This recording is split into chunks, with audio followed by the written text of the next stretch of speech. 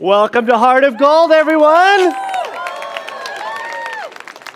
This is an amazing evening. We're so glad you're here with us this evening. Turn to your neighbor and tell them thank you for joining with us tonight. Thank you. And give yourselves a big round of applause for being here with us this evening.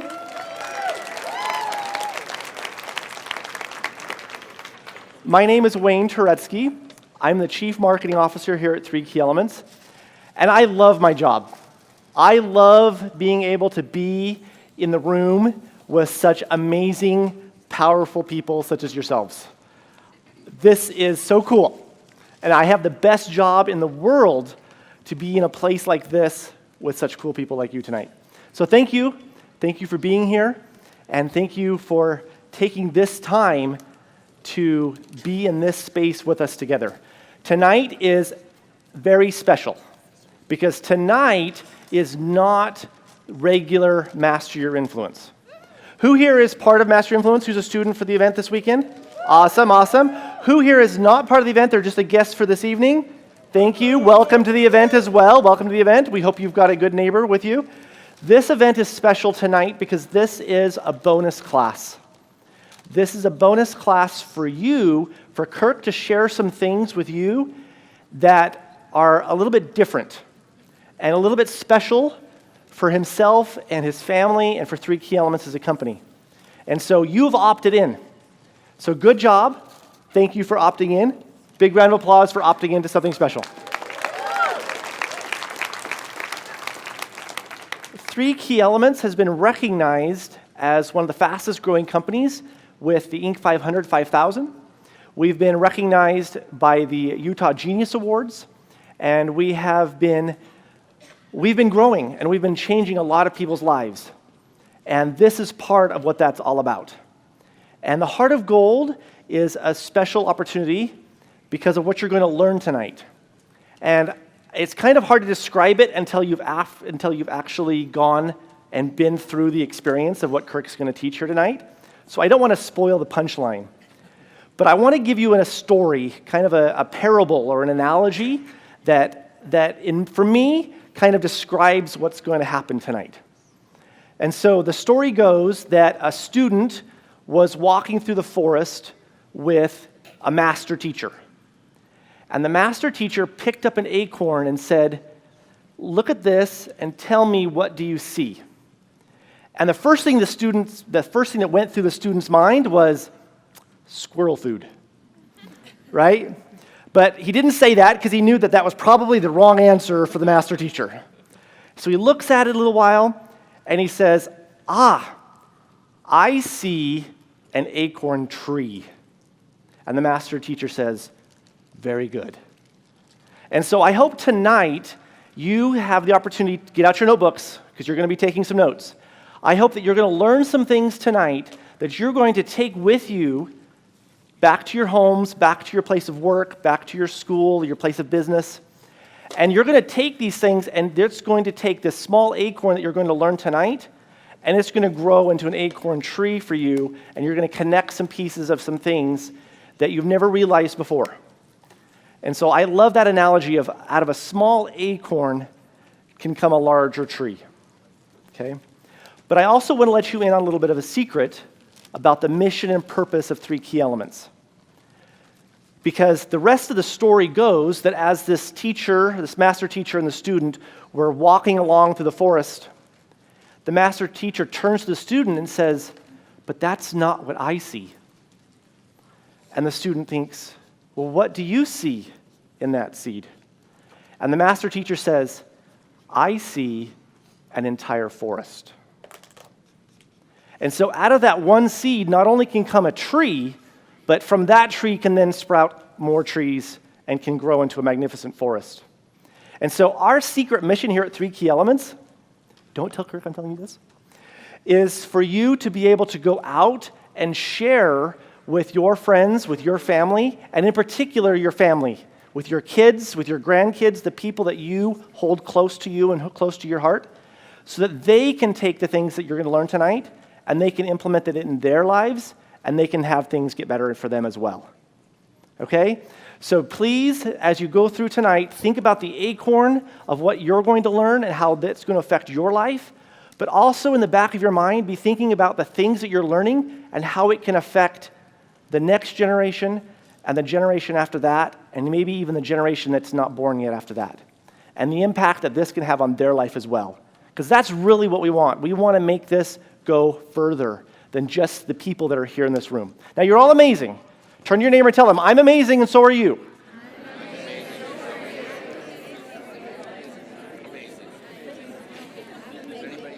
So if you can play at 100%, then Kirk will play at 100% as well. And this is going to be an amazing experience for all of you. So I'm going to bring Kirk out here on stage. Kirk is an amazing mentor, an amazing trainer. We are so blessed to have him part of our lives. He is the president and founder of 3 Key Elements. He's a member of the National Speakers Association. He's been on TV more times than we've been able to count. And he's done so many presentations, I've lost count. I think we're over 5,000 presentations at this point that Kirk's been able to deliver. So big round of applause for progress, right?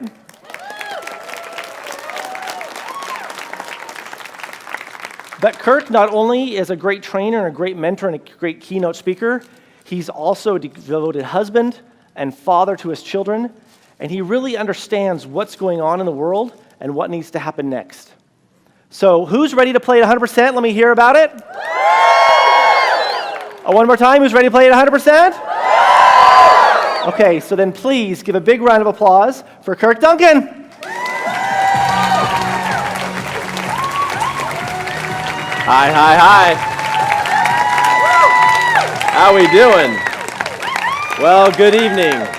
Hey, welcome to the Heart of Gold, and first things first, wrap your arm around your new friend next to you.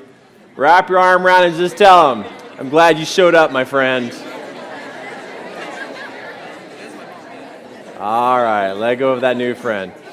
Hey, so I want to just take a moment here and also congratulate you on arranging your evening to be able to be here tonight. And also, I want to take a moment and reach out to my friends who are watching me right now. First off, in the camera right now, I just want to say, hello, sweetie pie. My wife is at home right now watching me on the internet, and I know she's like, oh my gosh, Kirk's seeing me, and hey, I see you, sweetie pie. I also want to reach out to my friends down in Guatemala and Honduras, and also my friends who are watching from the Dominican Republic. I have friends literally all over the world right now who are watching live online about this class here tonight. Because I promised them that I'd make it possible for them to see the Heart of Gold and listen to the Heart of Gold. And so for those of you who are here and present for this evening, congratulations on being here. And those of you who was able to arrange your computer and have internet access, because I know I have some friends in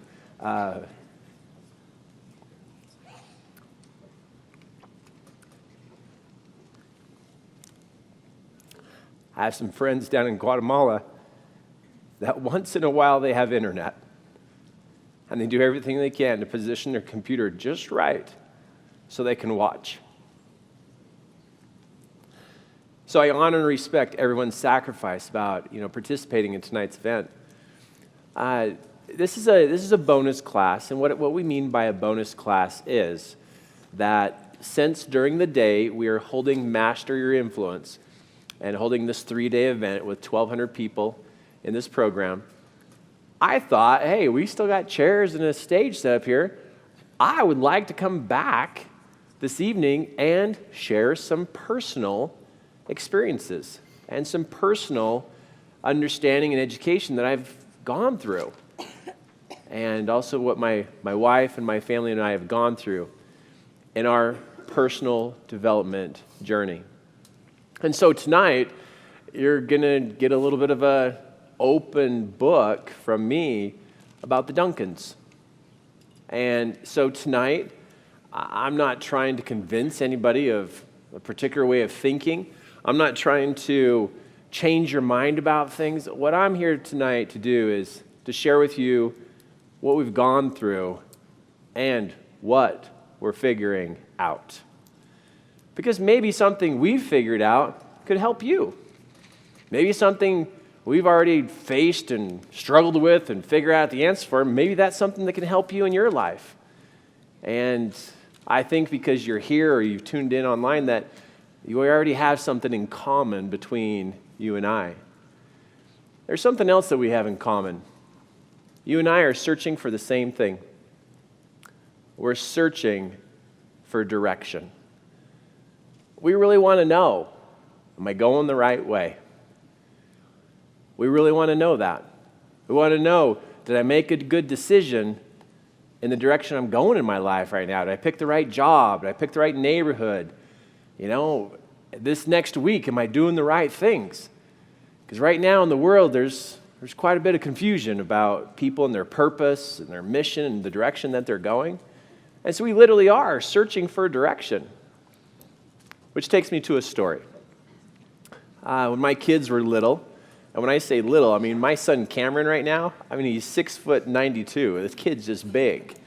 He grew up really, really, really tall. I got Cameron, Cody, and Caden. And 3 awesome, awesome kids. And I just love them dearly. And they've watched their mom and dad go through some experiences in their life of, being a new little family and trying to figure things out and struggle and struggle financially, struggle with our health, and then they watch us change and do better, and they've been along for the ride. So they play a part in a lot of these stories. Well, one particular story that happened that is very fond to me in my mind is one day I was going to go hunting up in the mountains. I want to go up in the mountains and spend some time with my boy, and I grabbed Cameron, and I believe Cody was there too. Cameron, Cody, they're just little guys, right? They're still in car seats.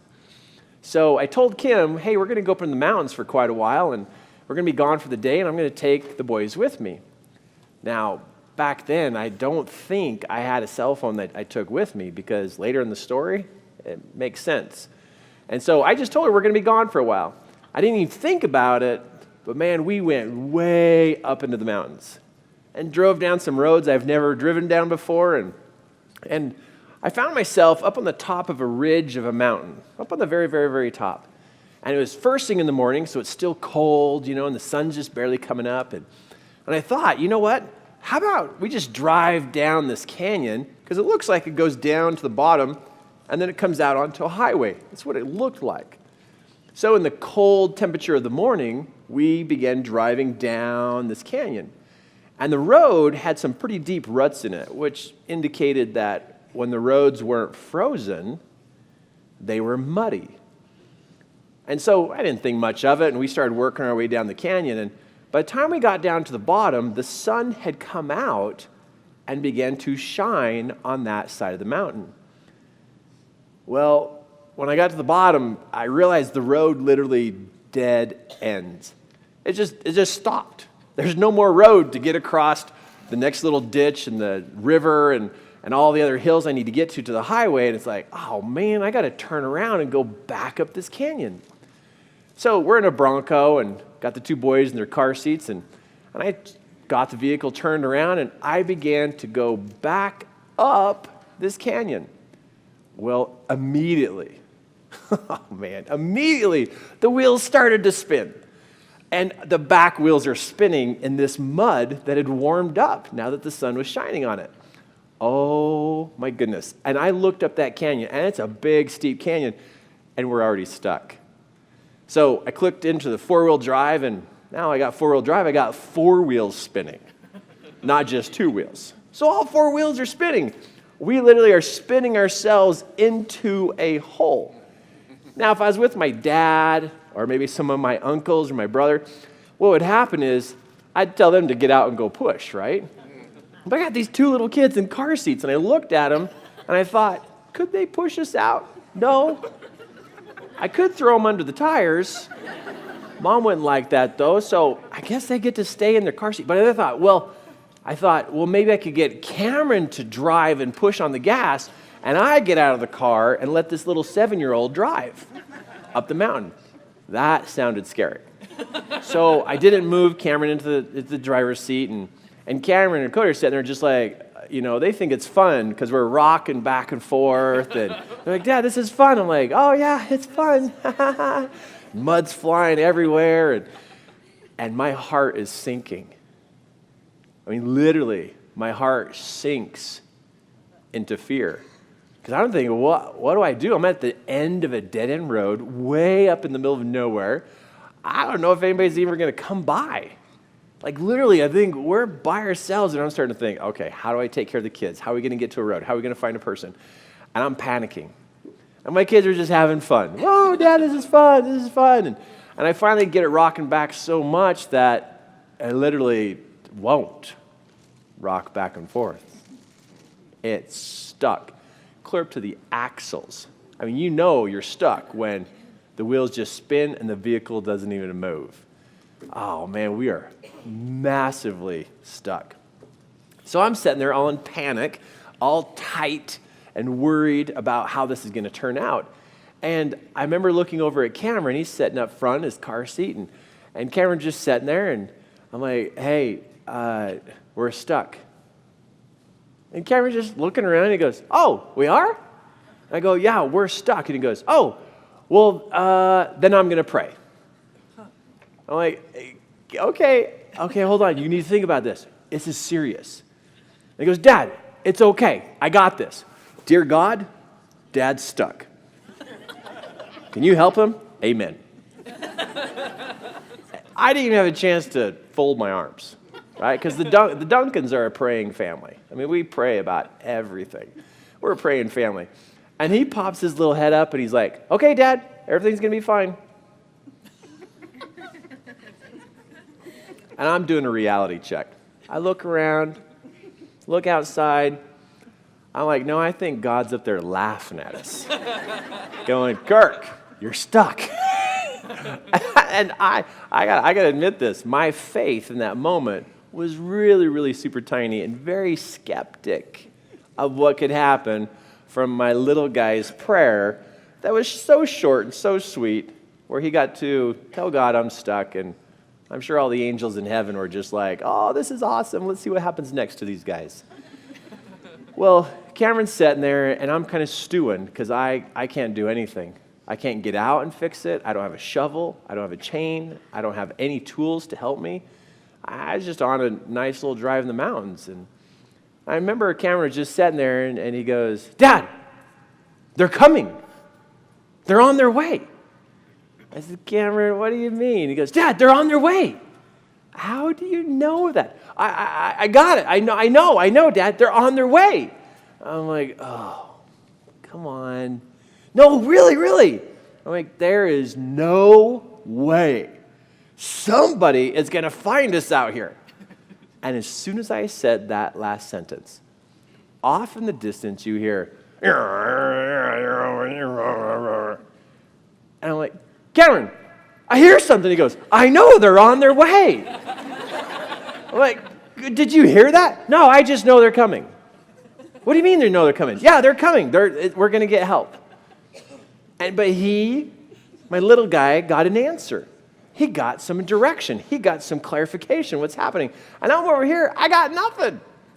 I got no instruction. It's like, can we talk and skip the kid? Can you tell me what's going on? And I'm sitting there, and I hear these noises, and off road, no trail, no road, no nothing, over the edge of the mountain right next to me comes a guy on a four-wheeler and another guy on a four-wheeler.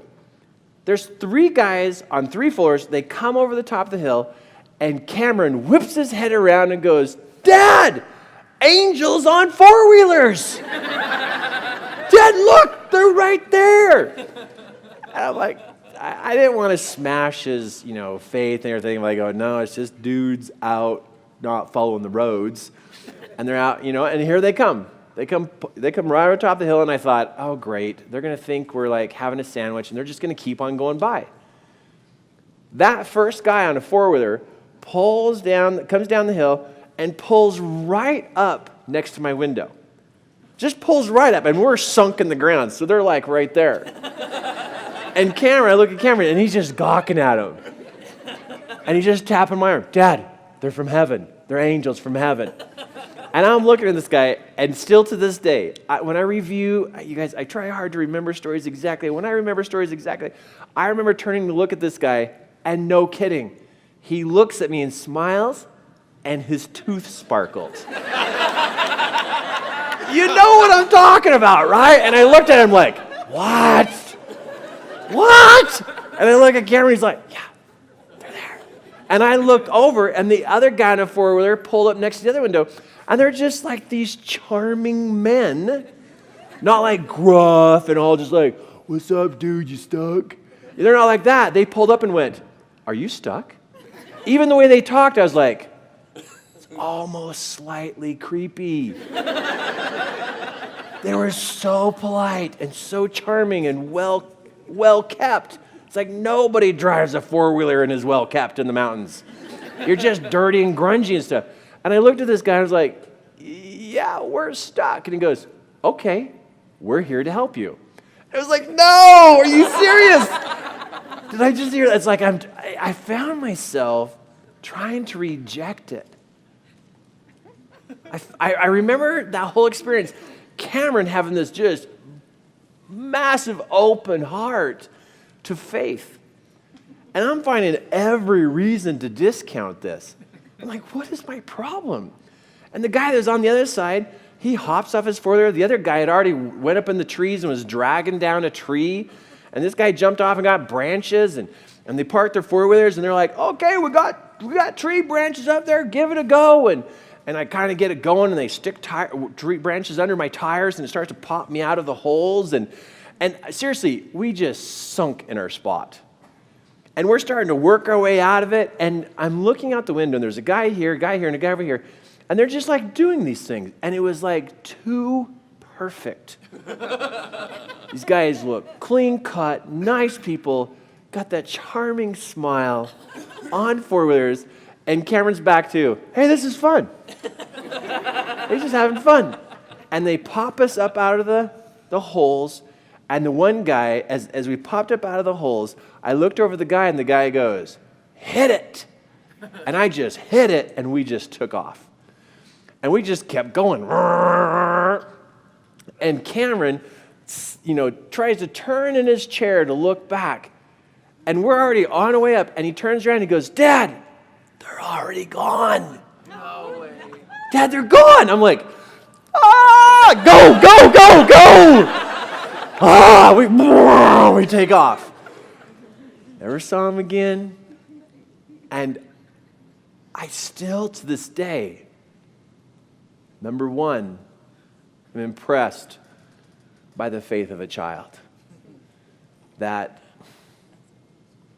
reminded me how much I'd slipped into being critical about what can happen. And I was just critical about it. And I remember driving home just, I remember I can't call Kim. I didn't have a phone. I just remember just driving home just like, what? And we're on our way home and the kids fall asleep and I'm driving and we get close to home, so I wake them up and we go inside and I remember the kids going inside and Cameron goes inside and goes, Mom, guess what? We saw angels today. And she goes, oh, you did? Yeah, it was cool. Dad doesn't believe it. But we saw angels. And they're just all bubbly, like it's just that how it is. And Kim's like, what happened? I go, they were charming. And she goes, what happened? I go, it's weird. And then they were gone. It was so weird. She goes, do you think it was really true? And I'm like, oh, no. You ask me and I'm going to go, I don't know. You ask them and they're going to go, it's real. But in that story, that was a great story that we tell and around the campfire and to friends that we meet. Isn't it fascinating? Isn't it fascinating that a child can believe so much more? And here I'm an adult with all these years of experience. You would think as years go on, my faith would increase. But here I was caught going, wow, why do I doubt? Why do I think I'm helpless? Why do I think I'm not good enough to be helped by a higher power stuck in the mountains. How come I got that way? And he was the one praying. I wasn't even the one praying. And I was sitting there and I could not figure out what to do. But because he had that, hey, Dad, you know what we got to do? We got to just pray. It's like, oh, and I got critical on him. Man, it really taught me and really woke me up to, am I being that critical about life and what can happen? Where is my faith? Is it locked up in my head, trying to figure out the components of faith and miracles? Is it trying to figure that out? And like I'm supposed to with my mind figure out faith? When literally the heart of who we are is where faith comes from. The belief, the hope, the wish. Boy, I found myself getting too much in my head. Too much into, I have to figure it out. I must figure it out. And it's too much in my head. Wow. I also remember the day my wife comes down to the kitchen and she goes, Kirk, we have to go to the campground up in the mountains because I know that's where the camera is. Kim, what are you talking about? You know the camera we lost 3 months ago? I got an answer. I got direction where the camera is. It's up in the mountains at that campground. Honey, if we left a camera on a picnic bench 3 months ago, it's not there. No, I was walking through the bedroom and all of a sudden I got this impression and it's there, but we have to go now. Really, we got to go right now. Why do we have to hurry? No, get the kids, we have to go now. Honey, it's okay. No, man, she drives us to get into the car. We get in the car, we take off up the mountain. We get up to the mountain and I'm like, which campground is this? And she goes, it's the one around the corner, I think. We pull around the corner. We pull up to the little camp host cabin thing, the little building that you have to check in and, pay for your camping spot. We pull up, and the lady inside goes, oh, it's you, the camera people. My wife's over here. This lady's here. She goes, is this your guys' camera? It's like, whoa, hold on. What's happening? Well, we found this camera, so we looked at your pictures, trying to figure out who you guys are, and we're actually packing up to leave for the winter. And we're about ready to leave. And we're sitting there going, what do we do with this camera about these people? And you guys showed up.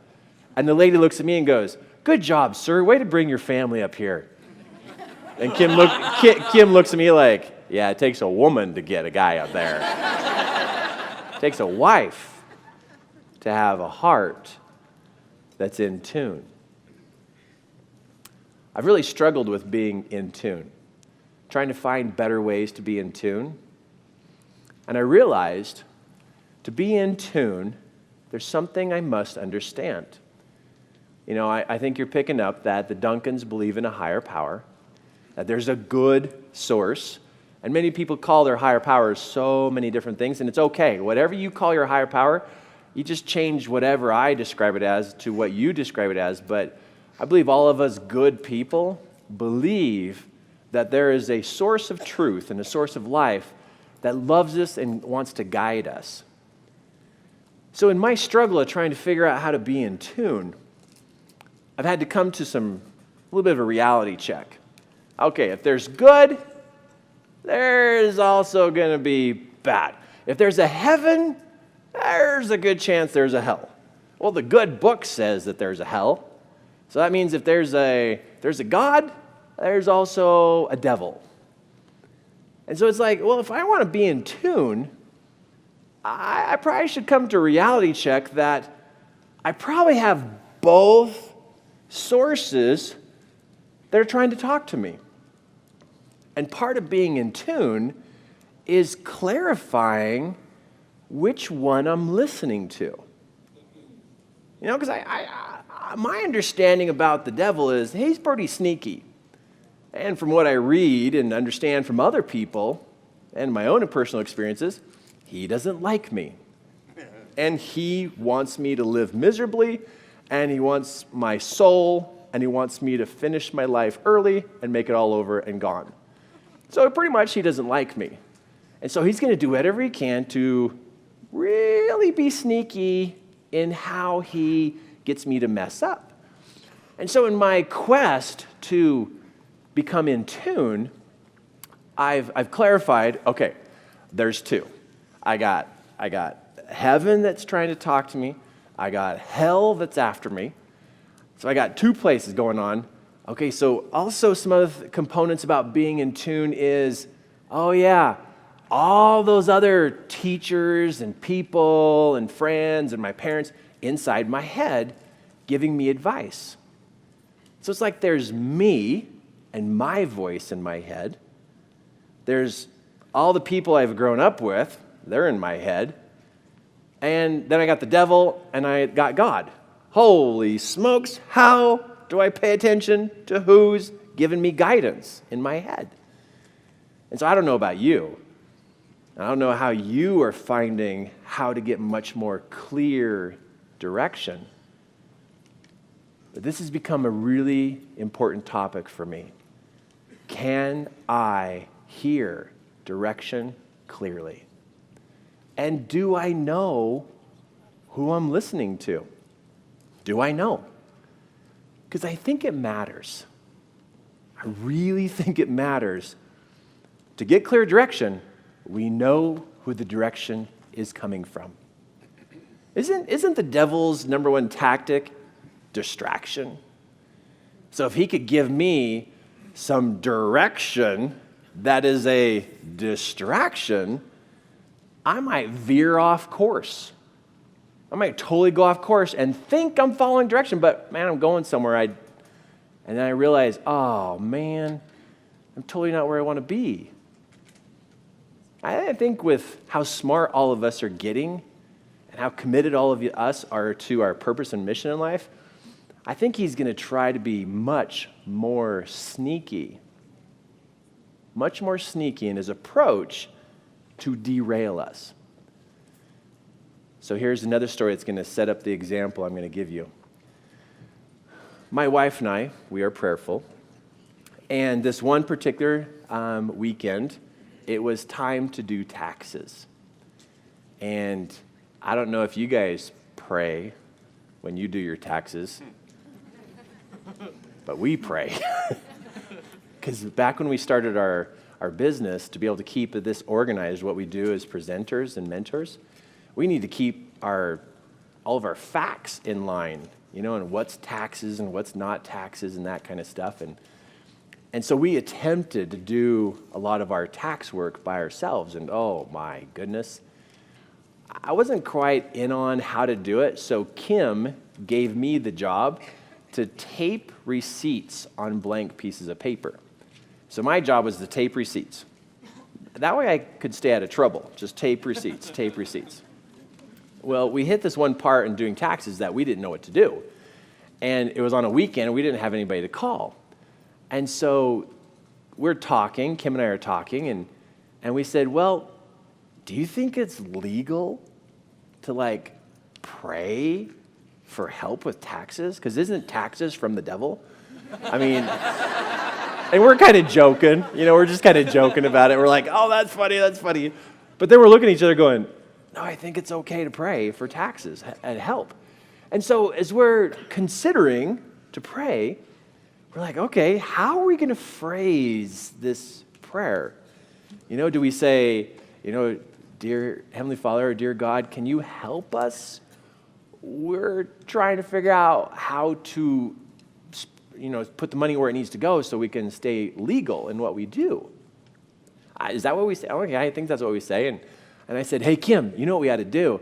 I said, something I've been practicing is, I bet there's people who have died who take care of taxes who made it to heaven. I think there's a few. So I think there's people who died who do taxes that are in heaven. What if we asked if one of them could come help us? And she goes, you mean right here with us? And I go, what are we going to get in trouble for asking that? Let's ask God if he's okay if he sends a tax guy to us. She's like, all right, we kind of don't know what to do. Let's try the tax guy from heaven thing out. Let's see how this works out. So we took a prayer there, and we prayed, and we're very respectful to respect authority and the order of heaven, because it's all organized. It's all organized, and you must pray in ways to ask permission if it is allowed for that to happen. And we both said amen, and then we kind of looked at each other like, I think we just prayed for a tax man to come help us from heaven. And what do you do then? Well, you just get back to work. So we're doing our stuff, and a few minutes go by, and then I hear this noise. And Kim's back's to me because she's typing on the computer, and I said, honey, are you okay? And she turns around in her chair, and she just has tears streaming down her face. I'm like, what happened? Do we have bad numbers or something? Are we worse off than what I thought? And I'm scared and everything. And she goes, no, he's Irish. Irish? Yeah. Who are we talking about? She goes, I'm being taught what to do. I go, you are? And she goes, yeah, I just asked how I should move these numbers and how I should, do they go on this list or this list? She goes, I'm being taught where to put this information so that it works out the right way, so it's right. And I go, how do you know it's Irish? I can hear his accent. You can hear his accent? Yeah, I hear his accent. And I go, do the accent for me. I can't do Irish accents. And she goes, and he smells Irish. Smells? I go, I can't smell him. He's right here. I was like, oh man, I'm missing out. I go, I'll be quiet. You just work with the Irish guy. Okay, I gotta go. He's telling me some stuff. And she sat there in her chair just listening and doing things. And then I started to bawl. And she's like, are you okay? And I'm like, he's telling me what to do. Like the receipts I'm taping are not in the right spot and I need to move stuff around. And we're both crying over this Irish man who is dead and in heaven, who got permission to come back to help the Duncans on a Saturday do their taxes. If you hear the story, if you listen to the story, you notice that Kim and I pay very close attention in listening to the voice. Really closely listen. Because when we hear a voice giving us instruction, our heart stays calm and warm. When it's a voice that it has a different sound to it. I'm not talking like a tone or a different personality. No, I'm talking like voice from heaven, whatever guardian or messenger it is, they have a sound that warms our heart. And the others that come from the hurt place where they're trying to hurt us, they have a different sound to their voice, a different sound. And when you hear that voice, you have a different feeling in your heart. So if you notice and you hear the equation here, I listen with my external ears and my internal ears. I got external eyes and internal eyes, external ears and internal ears. And my internal ears are connected to my heart. My inside eyes are connected to my heart because that's a sense of what's going on, a sense. It's a feeling. It's a sense. And as Kim and I have been developing our ability to listen and be in tune, if we get into our head and it's only a head game of listening and trying to do this, we can get deceived and distracted. But when we check in with our heart, it's our heart that confirms or clarifies if this is a voice we ought to listen to. The miracles and the incredible opportunities that we've had to have guidance and direction, I know has come from the fact that we use internal ways of listening. So that means my heart.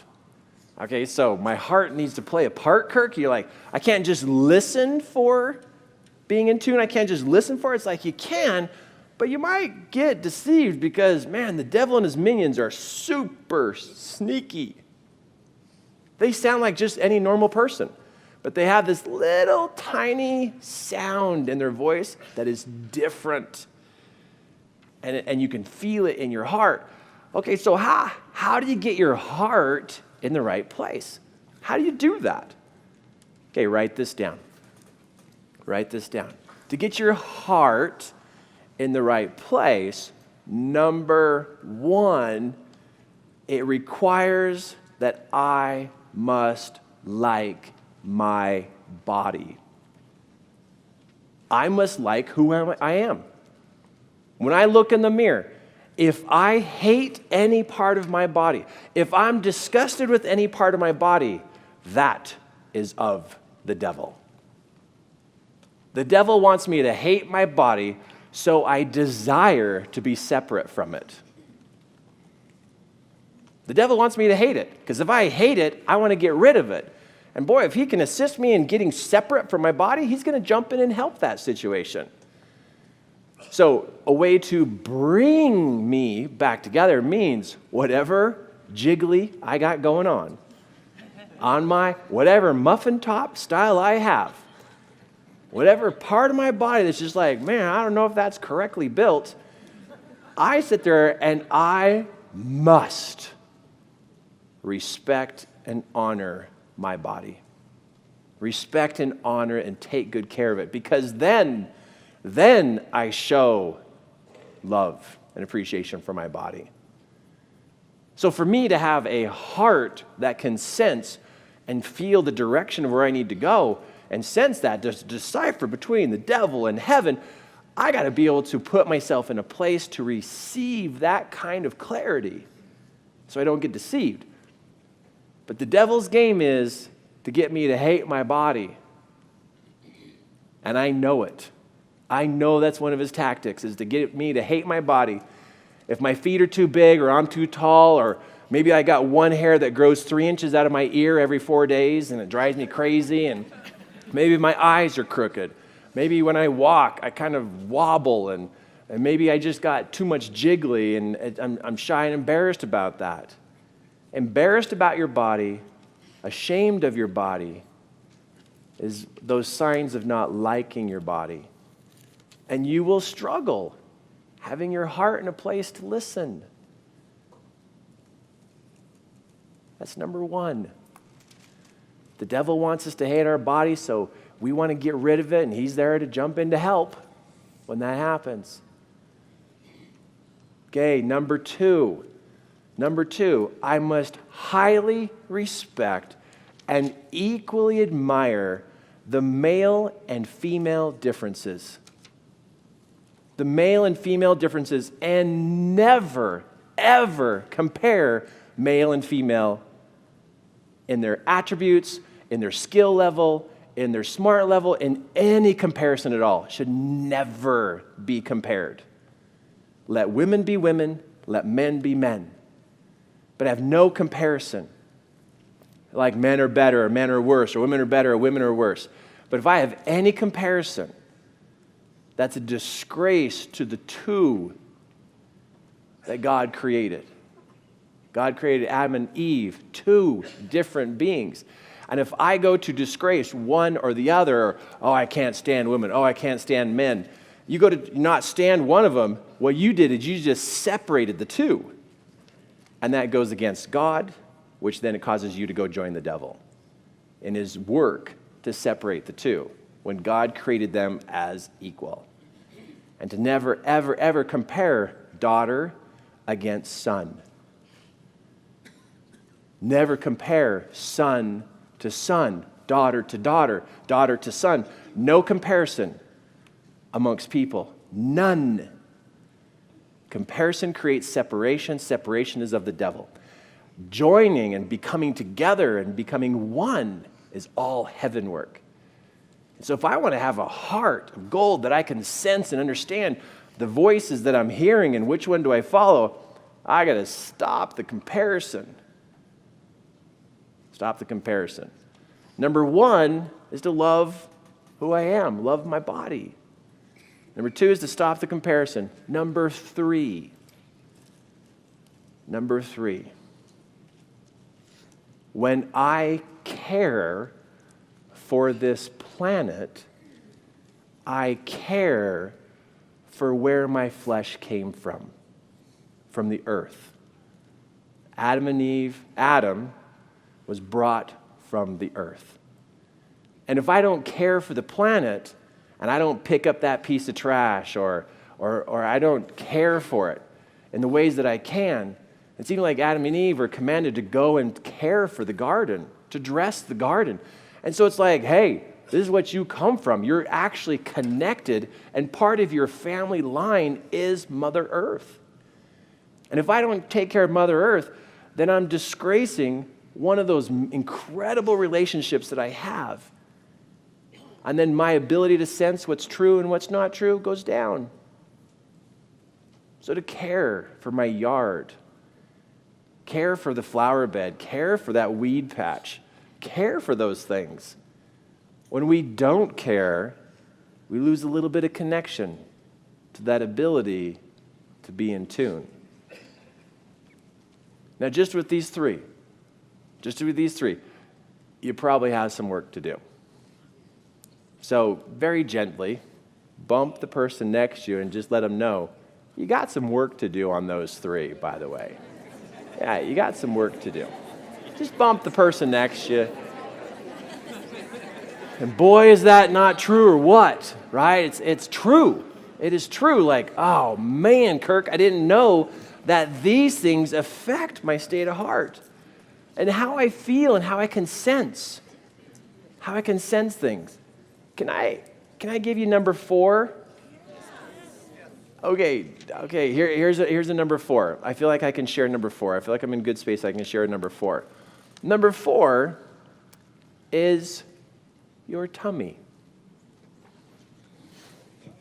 Right here, your tummy. Even if it's got some jiggly and it's still gooey, I mean, get a hold of your tummy for a second. Grab some. I know this video is going all over the world. Grab some tummy. Right? Okay, hands up. Grab somebody else's tummy. No. That'd freak us all out. We draw the line. Okay, let's go back to our own tummy.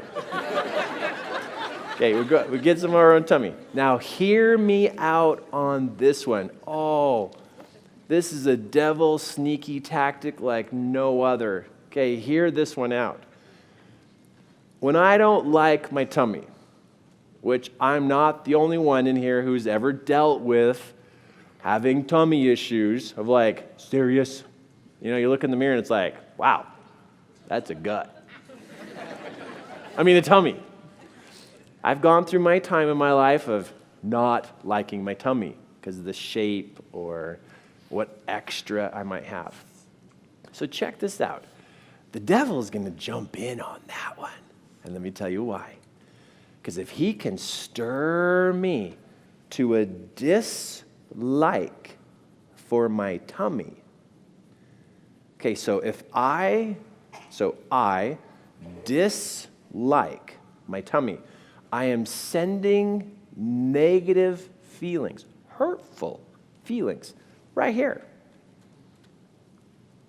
And even if you try to tell me, Oh, my negative thoughts don't hurt my tummy. Oh, go say those thoughts to a 6-year-old. And you'd be like, oh, I'd never say that to a 6-year-old. Why? Because it would crush him.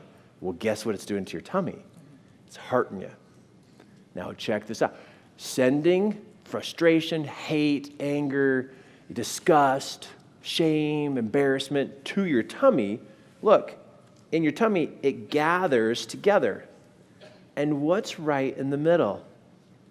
Your umbilical cord, that now that energy, energetically, goes right to your mom. All that hurt energy transfers back to mom. And now you are literally pointing this hurt energy at your mom. Now, okay, mom didn't just have a baby by herself. Somebody else is involved. Dad. So now it goes back to mom, arcs over to dad. These two beings are your earthly creators. And you literally are sending this negative energy towards your earthly creators, which then in your subconscious goes, well, if we think this way about our earthly creators, in my mind, creator, oh, God's in there too. Let's just send this to God too. And so the devil gets us mad at our tummy. We hate our tummy. We're disgusted with our tummy. But we don't consider the path it follows back. And when we start to drive distance between us and our parents, and we didn't even know we're doing it. Did not even know we're doing it. But it creates distance between us and our parents as creators, then between us and God as a creator. How are we supposed to interpret the voice in our head? We're being separated from it. But this is a sneaky one. Man, I try to figure out the devil's little sneaky tactics because, man, he's come at me from so different many ways. And it's like, one thing I learned about being a warrior on this planet, you must know the tactics of the enemy if you're going to win the war. You have to know his tactics. Not just think, oh, he's out there somewhere, I wonder what he's doing. Oh, he's doing something to me today. Where is he coming at me today? I'm going to catch it. But number 4 is a big one. And so what do we do, Kirk, about this one? You do some love moments with your tummy. Let's all have a love moment with our tummy. Let's all have a love moment. And I know some of you are going, I ain't doing this. Grab your tummy. Come on, your tummy needs some love. Put a palm right over your belly button. Take your other palm, place it over the top. I just let all that warm, gooey love just go right into your tummy. Huh. When you go home tonight and they say, so what'd you learn? Gooey loved for the tummy. Oh, this is a good one, though. You took your hands off. Stop. Keep going. I'm watching you, man. I care about you. Okay. Hold tight for a moment. Okay, ready? Switch. Now, instead of thinking, this is stupid, you're sending stupid to your tummy. Don't think stupid. Just think, okay, different. Didn't know this. Willing to try. About ready to start to make me laugh. But some tummy loving. Just love your tummy. Okay. I think we reached a critical mass of creepy. Okay, let go. Let go. Good. Tell me good. Did you get the path? What happens? What do you think? Do you think that's true? Yeah. Tell me if you think it's true. Yeah. Okay, it's solid. It's solid. You send that here. It's going to travel. It's going to connect because energy follows trails. Just because your flesh umbilical cord is gone doesn't mean you've been disconnected energetically from your mom. Energetically, it goes back, arcs over to dad. They're your creators. Now your heart goes, oh, yeah, we're kind of dissing on our creators. Okay, so we ought to not be connected to our creators. Not connected here because I'm sending this to my tummy. Another thing that happens is, here's number 5. Here's number 5. Here's number 5. Okay, tell me you're ready for number 5. Okay, another sneaky tactic by the devil. Time management. Okay, time is a gift from God. Time is a gift from God. I know most of the time we think it's from the devil, and it's a pain, and it's terrible, and it's rough, but time is a gift from God. God decided time. But how many times in a day do you complain about not having enough time? Or you blame it. You know, if I just would have had more time, I could have done this. So blame becomes this external place to point all the fingers. It's almost like it's its own entity, and it stands next to you wherever you go. And somebody goes, did you get that done? No, it was totally time's fault. I didn't have enough time. And time's over here going, quit blaming me. And you're over here just going, no, it was you. It wasn't me. Time is to teach us self-mastery of creation. Self-mastery of creation. If we can't show up on time, finish things on time, how are we ever going to learn how to manage elements? To be able to build planets and solar systems. Man, that's too big to think. But maybe we are learning how to create. And time also demands efficiency, meaning learning how to say no. Yeah, that's hard. And too many of us say yes, too many times. So time, boy, the devil loves this one. Man, if he could get you all wound up about time and complaining about it and moaning and groaning about it, he's just going to sit there and just go, you are destroying yourself, and I love it. He just sits there and laughs at us while we're like, oh, time this, time that, and if I had more time. It's like, no. We got to realize, wait a second. Where'd time come from? Oh, God designed it for us.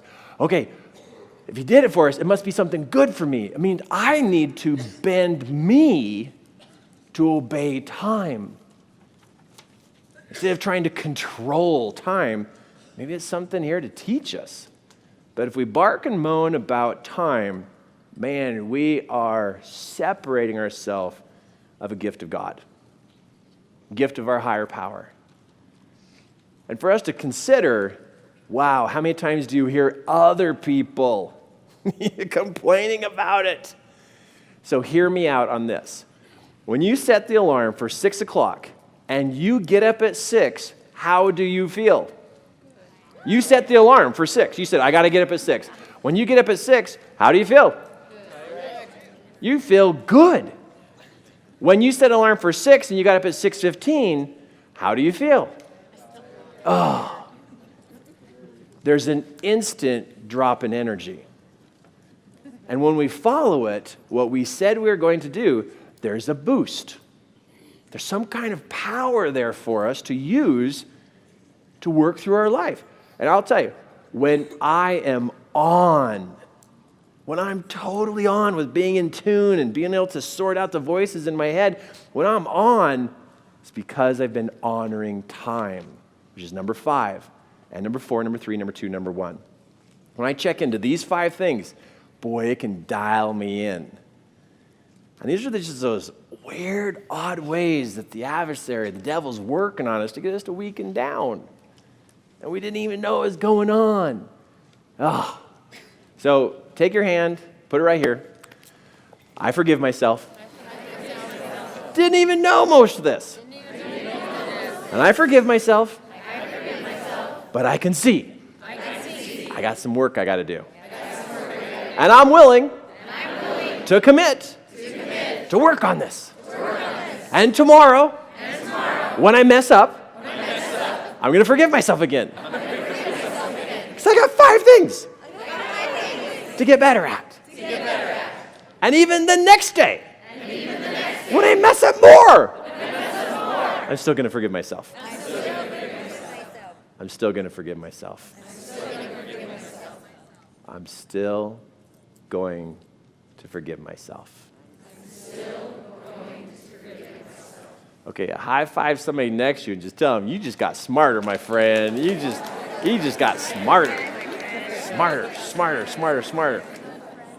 Okay, I got to draw you a picture. Draw this on your, if you got a piece of paper, or maybe you can draw it on your phone or something like that. Here's me, and over here I have a red, what I call a dot person. Do we get the dots? Like the dots mean that there's no body, but it's a spirit or a soul, and it's red. So what does that mean? Red is bad. Red is bad. Okay, then over here, I've got a blue one. This is blue. And I have a blue dot person. That means good. Here's me. I got a blue dot person. I got a red dot person. And I'm not quite sure what you believe about what happens when you die. I'm not quite sure what you believe, but there are people who believe that we have a flesh and a soul. Like we have this soul side. And kids have said that they've seen the souls of other people. Kids say this. Adults say this. Different religious organizations say that there's a physical side and a spiritual side. And when we die, the two separate. And in this world right now, there are some of these that roam around, and some of these show up to teach us, and these show up to mess us up. So these are here to teach us, and these are here to cause us to mess up. Now, the green dot people, I'm going to call the people who are in my past. Okay, so this is my scoutmaster, all my teachers through school, my friend down the street. It's all these people in my past that physically I don't see them around me, but they have a voice inside my head.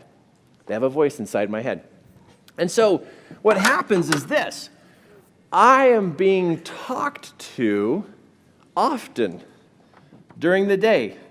This one's trying to talk to me. This one's trying to talk to me. And this one's throwing in their comments all the time too. And then I also have my own voice that is inside my head. Now, I was reading a Scientific American magazine.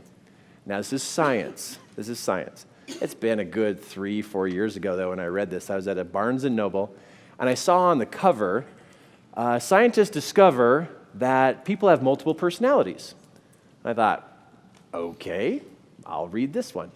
So I start to read it, and it starts to talk about that people hear voices inside their head that are not their own. And scientists are interested. Where before, they would stick you in when you would say, I hear people in my head. And they go, oh, we got a jacket just for you. And you're out. But now what happens is scientists are like, really? Who's talking to you? Really? Who's talking to you? Really? Who's talking to you? And I found that very fascinating in that magazine, that for a way for me to identify if I'm receiving guidance that is good for me, I ask, who's talking to me? Who is this? Seems simple, doesn't it? If I hear a comment in my mind that isn't mine, I can ask, hey, who is this? This is me checking in with my heart. Because there's all kind of jibber-jabber going on, blah, blah, blah, all this stuff all day long. But then when it comes to like making decisions about where I should go and what I should do next, I start hearing advice come from different directions.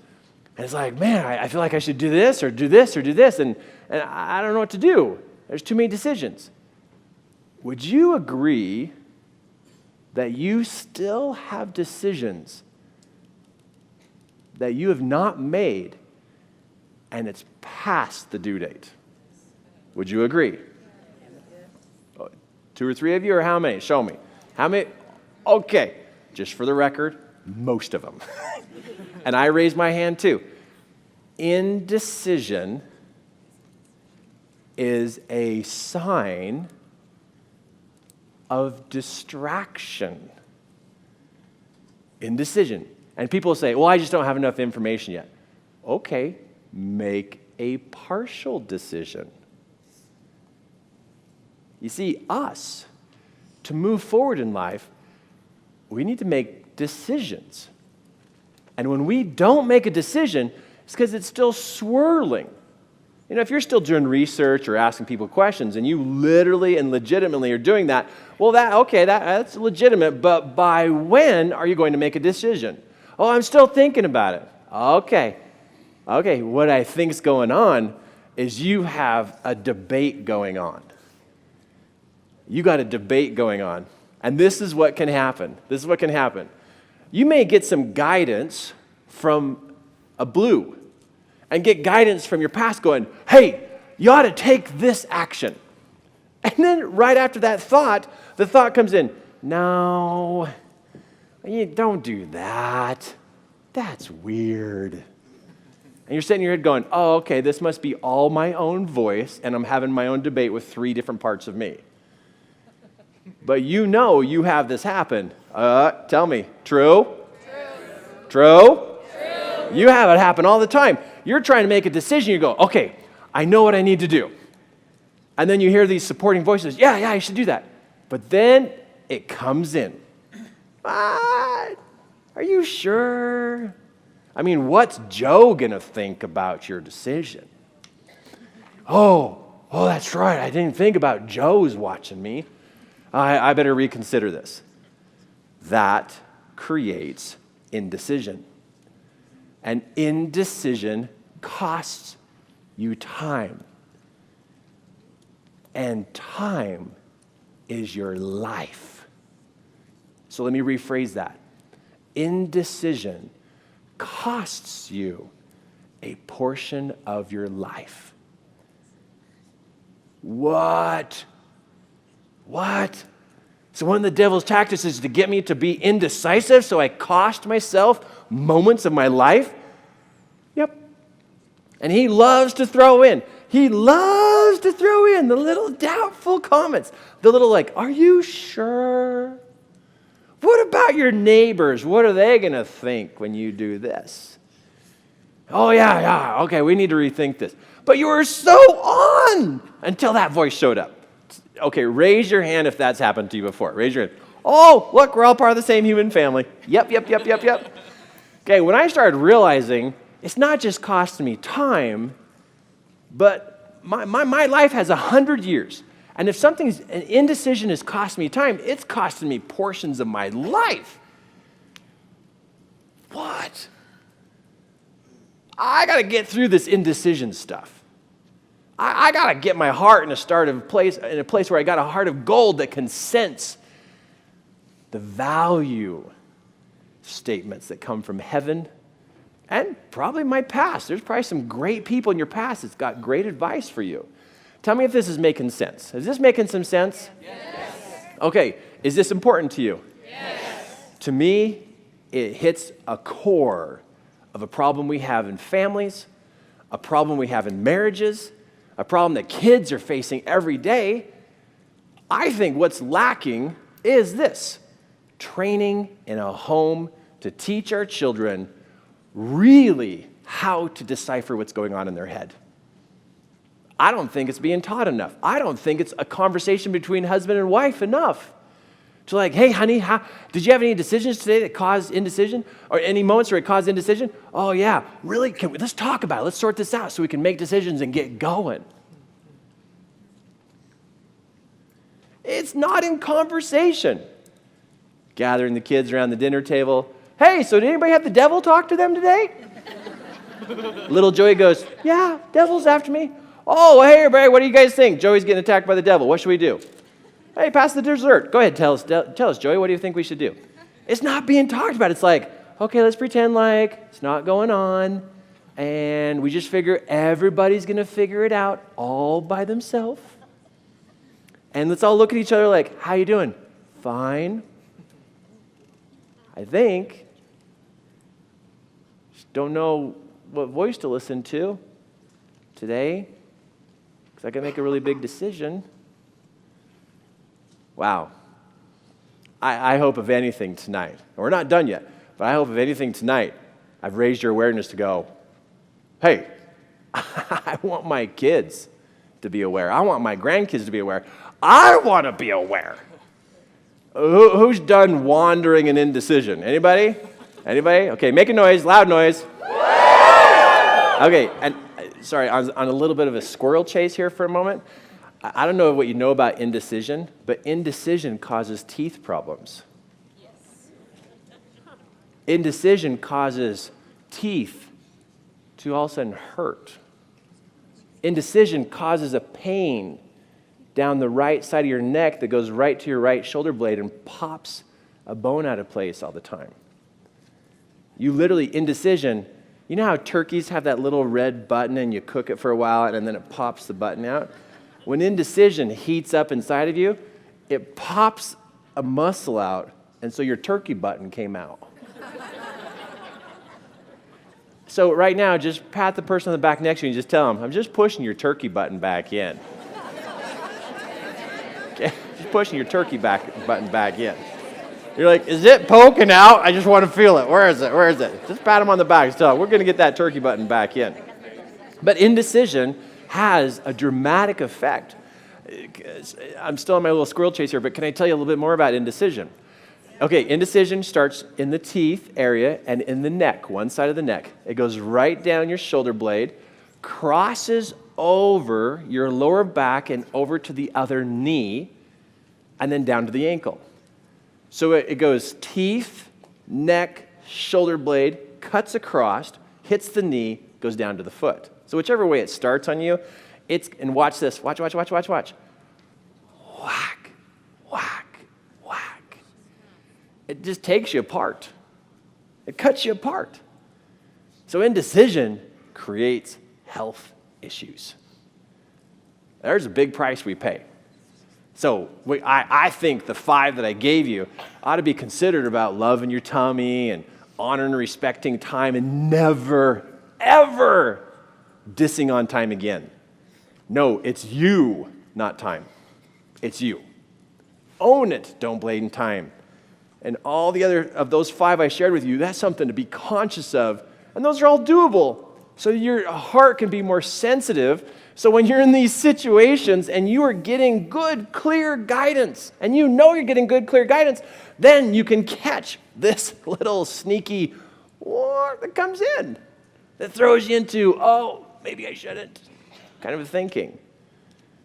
Okay, imagine, just for a moment, if you had that happening where you could catch that and hold to your decisions in those moments, how would it feel moving forward?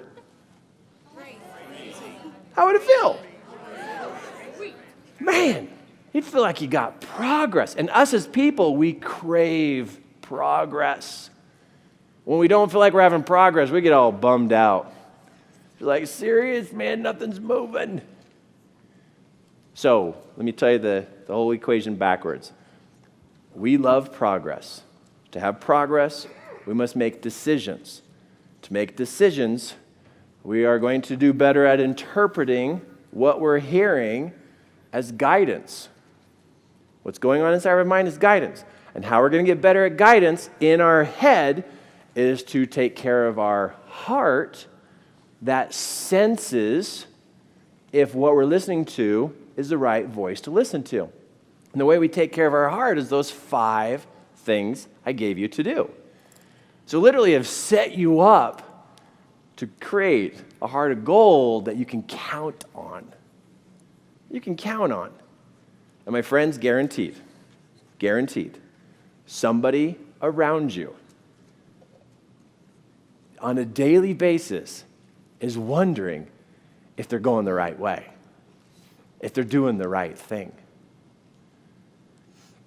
So in my life, there's many ways I attempt to share my experience and my wisdom with people. And one of the ways I do it is I record trainings. It's like a 1-hour mentoring session. You know, like I take an hour and I record some information and give instruction. And so every one of my recordings is literally a mentoring session.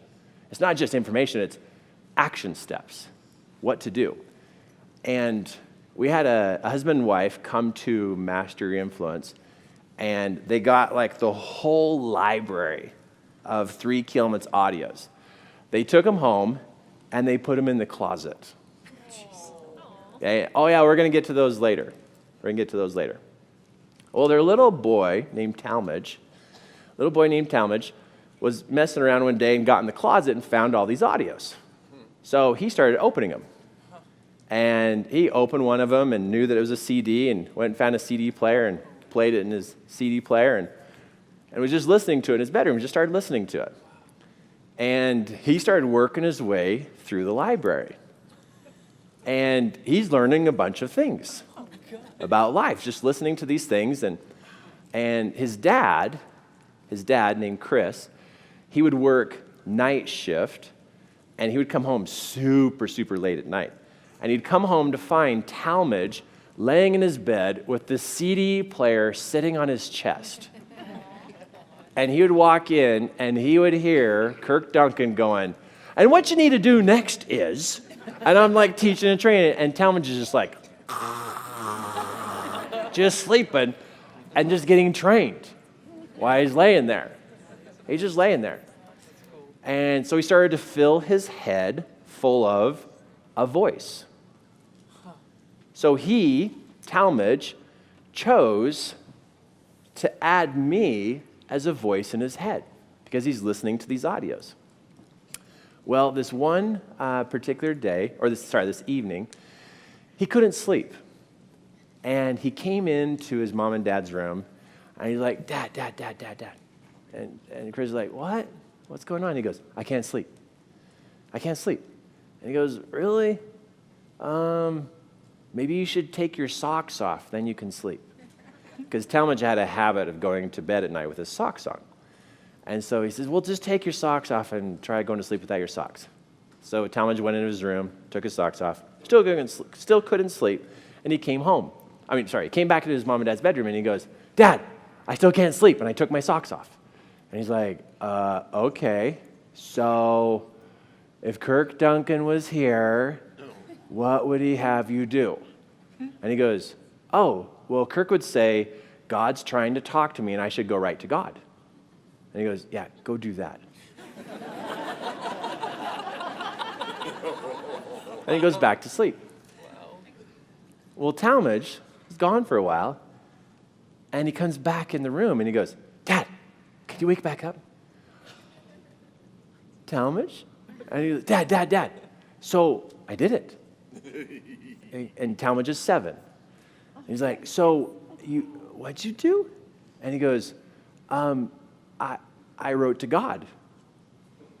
You did? What happened? He wrote me back. Honey, wake up. Honey, huh? His wife wakes up. What's going on? Talmadge just talked to God, and God wrote back. What? What? I thought it was just socks. No, it's God. It's God. We're talking about God now.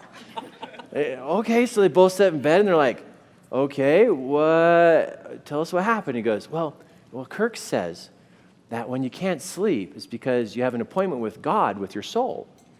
And so your soul wakes up, and it makes your body wake up.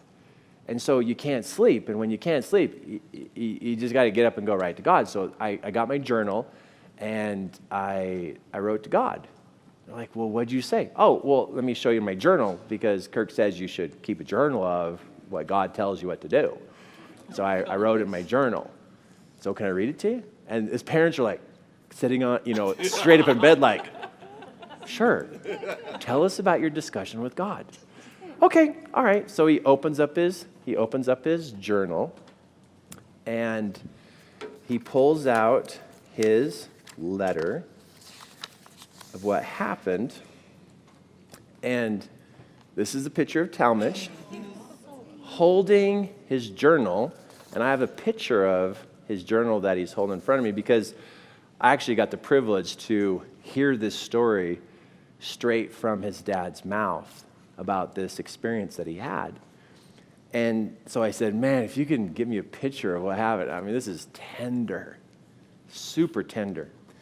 And so in Talmadge's journal, the first thing he wrote in his journal was this: Dear Heavenly Father, why can't I sleep?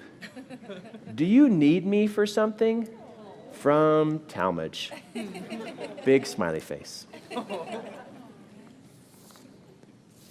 And then his parents are sitting there in bed.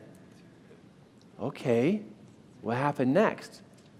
Well, Kirk teaches you that what you do is you put your pencil on the paper,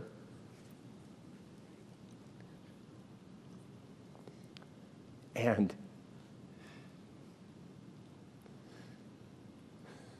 you're right, dear Talmadge. And then you put your pencil there, and you just wait. And you'll be able to hear his voice talk to you. So that's what I did, Mommy. I wrote, Dear Talmadge, like God was going to talk to me. And right now, his mom's just got tears coming down her face. Like, okay. And so you held your pencil on the paper, and then what happened? Well, then I heard him talk to me. I heard his voice, Mommy. You did? What does he sound like? He's really a nice man. And he talked right to me. And this is what he said, Mom. He said, Dear Talmadge, you are wonderful. You are nice to other people. I need you to recognize you are meant for something. ... Something great and powerful. You can change the world. Just please choose the right. Sincerely, Heavenly Father. And he's standing at the edge of the bed, showing his mom and dad that he could hear his higher power talk to him at 7. And his parents are like crying, and he's like, Mommy, Dad, you guys okay? Yeah, this is really cool. Mommy, you sure? You're crying a lot. Yeah, I'm okay. And they bring him into the bed, and they set the journal to the side, and they just snuggle with him. Because is there anything more important to us as parents than to know that our children can find direction in their life? You see, what Talmadge learned how to do is number 6. Number 6. If you want to learn the voice of heaven, write to heaven. Write to heaven. Write to the God that's in heaven. And if you want to call him Heavenly Father or call him God, but write him a letter. But do it the way that Talmadge did it. He learned from me, but let's call it Talmadge's way for a moment. Talmadge says, first what you do, and this is what he heard on the CD that I trained him on, is that first you write to God yourself, as though you're striking up the conversation. Like you are tuning your mind into searching for God or your source, your truth, your higher power. But you're finding this connection between you and the source of truth. But you are literally taking an action and reaching out to make it happen. And how many of us are like sitting around waiting for inspiration? It's like, let's activate it. Let's start the discussion. Let's start the conversation. And so he writes and says, Hi, do you have need of me? Is there anything I can do? And as you go to write to your higher power, I think what happens, and this is my understanding so far, is I think when we go to write it down, it actually helps us stay focused. This is no way replace prayer. No how, no way. I still pray. I still kneel on both knees to make sure I activate every part of my mind to be submissive and teachable to my higher power. It does not replace prayer at all. I add this to what I'm doing because I've found too many times in my life, I wake up with a kinked neck and slobber and drool down my face because I fell asleep during my prayer. Am I the only one? I am the only one? No. Well, there's two of us. I think there's more of us. It's like, oh, my mind is so going fast. I need something to help me focus. So I want to get in tune. I want to have a heart of gold. I want to be able to discern what is going on in this conversation in my head. I want to be able to dial in. So if I want to dial in and knowing the sound of God, maybe I ought to become pen pals with him. Maybe I ought to write him letters, and maybe I ought to, at the end of the letter, keep my pen on the paper, my fingers on the keyboard, and listen if he has something to share back. Because I've dialed myself in by calling out, reaching out. It's almost like I'm dialing the phone number of where he is. You know, it's almost like this. It's like if we were to pick up a phone and never dial a phone number and just go, hello, hello, hello, hello, hello, hello, hello, we got nobody to talk to. There's nothing there. But if we dial the phone number, meaning do what it takes to connect, we then can hear that person's voice. And so a great technique to help work your heart to be super high level in tune is we got to reach out in a focused, written way. Be it a journaling, type it on your computer, or writing it down, however you're going to do this. But I don't think we have good enough focus. I don't think you have good enough focus. I don't think you have the ability to hyper-focus without using something externally to keep you focused and getting in tune. Now, there's probably 3 people in the room that can do it. But the other, right now we probably have about 600-700 people in the room. The rest of you, it's not going to happen unless we get involved in dialing in. Literally, dear God, dear source, dear higher power, I have a question. I have a concern. I have a worry. What do I do about my son? What do I do about this? How do I adjust my health? How do I let go of that last 10 pounds? Help me. Love, Kirk. Then at the bottom, I put, Dear Kirk. And then I get to practice being a great listener. I get to practice being a great listener by staying in the moment and just listening. My heart has been softened because of the letter I wrote, which is now my heart's in a good space to discern that this is a good voice, and I'm going to listen. I'm going to type whatever comes to me, and I'm just going to listen carefully. And then I put love, Heavenly Father at the end. Boy, then I save those. Put them in a journal, put them on a file on my computer, because that is training my mind to listen. And because I wrote first and expressed all my challenges and my humanness, it softens my heart. Oh, Kirk, this only works for church people. I had a client come to me, super businessman. And he says this, okay, I need to get some direction for my business, and I need to know what you as a mentor can teach me how to do this.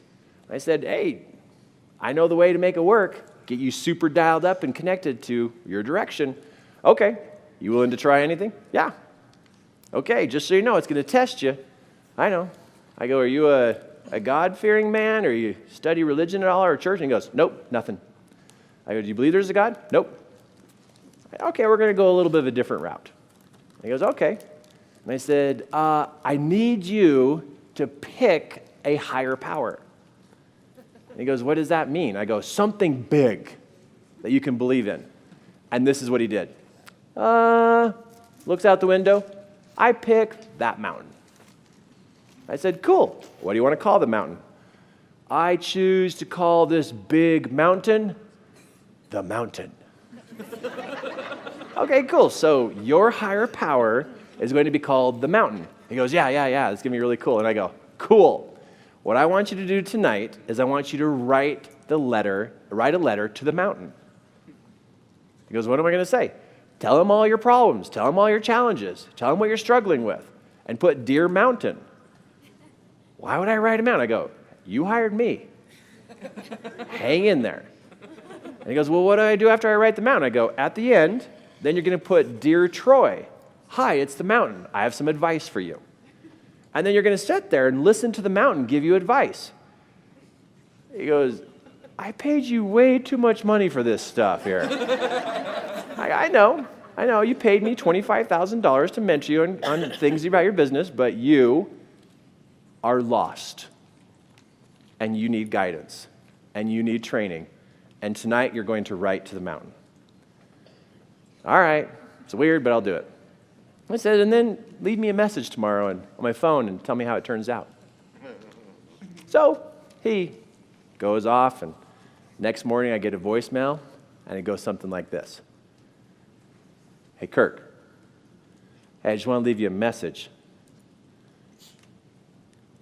Don't tell anybody, but the mountain talked. What am I supposed to do with this information from a pile of rocks and dirt? He goes, it literally gave me guidance for my business. And he goes on to complain, Kirk, a mountain cannot know about my business. So I call him up. He's in a meeting, so I leave a message. Troy, do what the mountain said. He texts me, this is weird crap, man. I text back, Troy, do it. So he acts on the pile of dirt and rocks advice. His buddies in the office are freaking out of what just happened, of how well it turned out. A week later, after that experience, he comes back to his next appointment, and he walks in.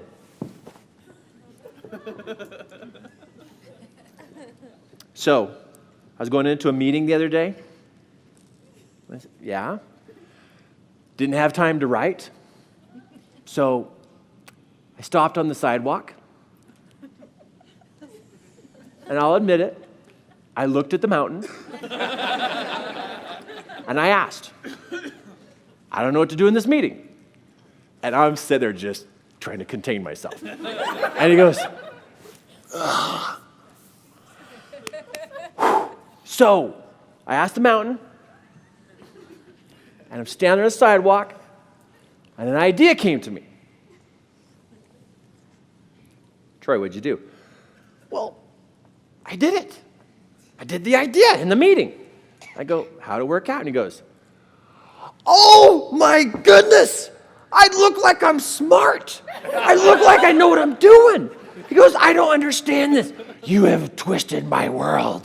I don't understand how a rock can give me advice. And I go, remember, I just asked you to pick something that you can talk to. And he goes, wow. He goes, I can't tell anybody where I'm getting this advice. My partners are going, where'd you get this advice? And he goes, what am I supposed to do? I wrote the mountain. Do you know how that's going to go over in a meeting? That's just not going to work. I just have to tell people. Kirk, I have to literally tell people, it was an impression. And he goes, I don't use that language. But I have to tell him it was an impression. They're like, you get impressed? You have an impression? And he goes, so I'm getting impressions. And he goes, oh! And he's just disturbed. So he's sitting there for a moment, just kind of blowing smoke and everything. And he goes, so in the beginning, I remember you saying, if I had a higher power. Hey, Kirk, who's your higher power? And I said, oh, go ask your mountain.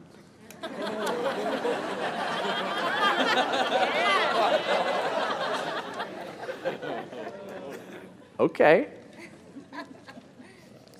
Most fascinating mentoring experience I've ever had in my life. He found a connection to a source of truth. No church, no religious background, doesn't read scriptures, doesn't say his prayers, no nothing. But when he dialed his mind in and he softened his heart to tell his problems and to tell what he's struggling with, and he did this, and then he asked for guidance. After he softened his heart, he asked for guidance, and here comes this guidance. And I got to tell you, man, I'm praying at home going, okay, dear Heavenly Father, did I just mess up a soul? And I just remember Heavenly Father standing up in heaven just going, that's a good one. He goes, that's a halfway mark for him finding where truth comes from. He's not worshiping the mountain. He's just trying to find direction. I've sent people out to write to trees and to rocks and to lakes and rivers and forests, and they can find direction. The thing is, we must go through some steps to be able to find this direction. But if you hear the behind-the-scenes story, and I want to call it out, we must tell of our troubles. That's number 7. Number 7 is to tell of our troubles. You know how you go to talk to your higher power and you're like, yeah, I got some problems, I got some things. Can you help me out? Can you help me? Can you help me? Can you help me? I'm good. Some of us don't really tell our problems like they're really problems. We just tell it like it's information. We don't sit there and just like get into our problem. We don't tell our problems. We don't tell them like they really are happening. Now, some of you do, but man, there's a lot of us that don't. And when we tell our problems, we literally take our heart and break it open and just pour it out.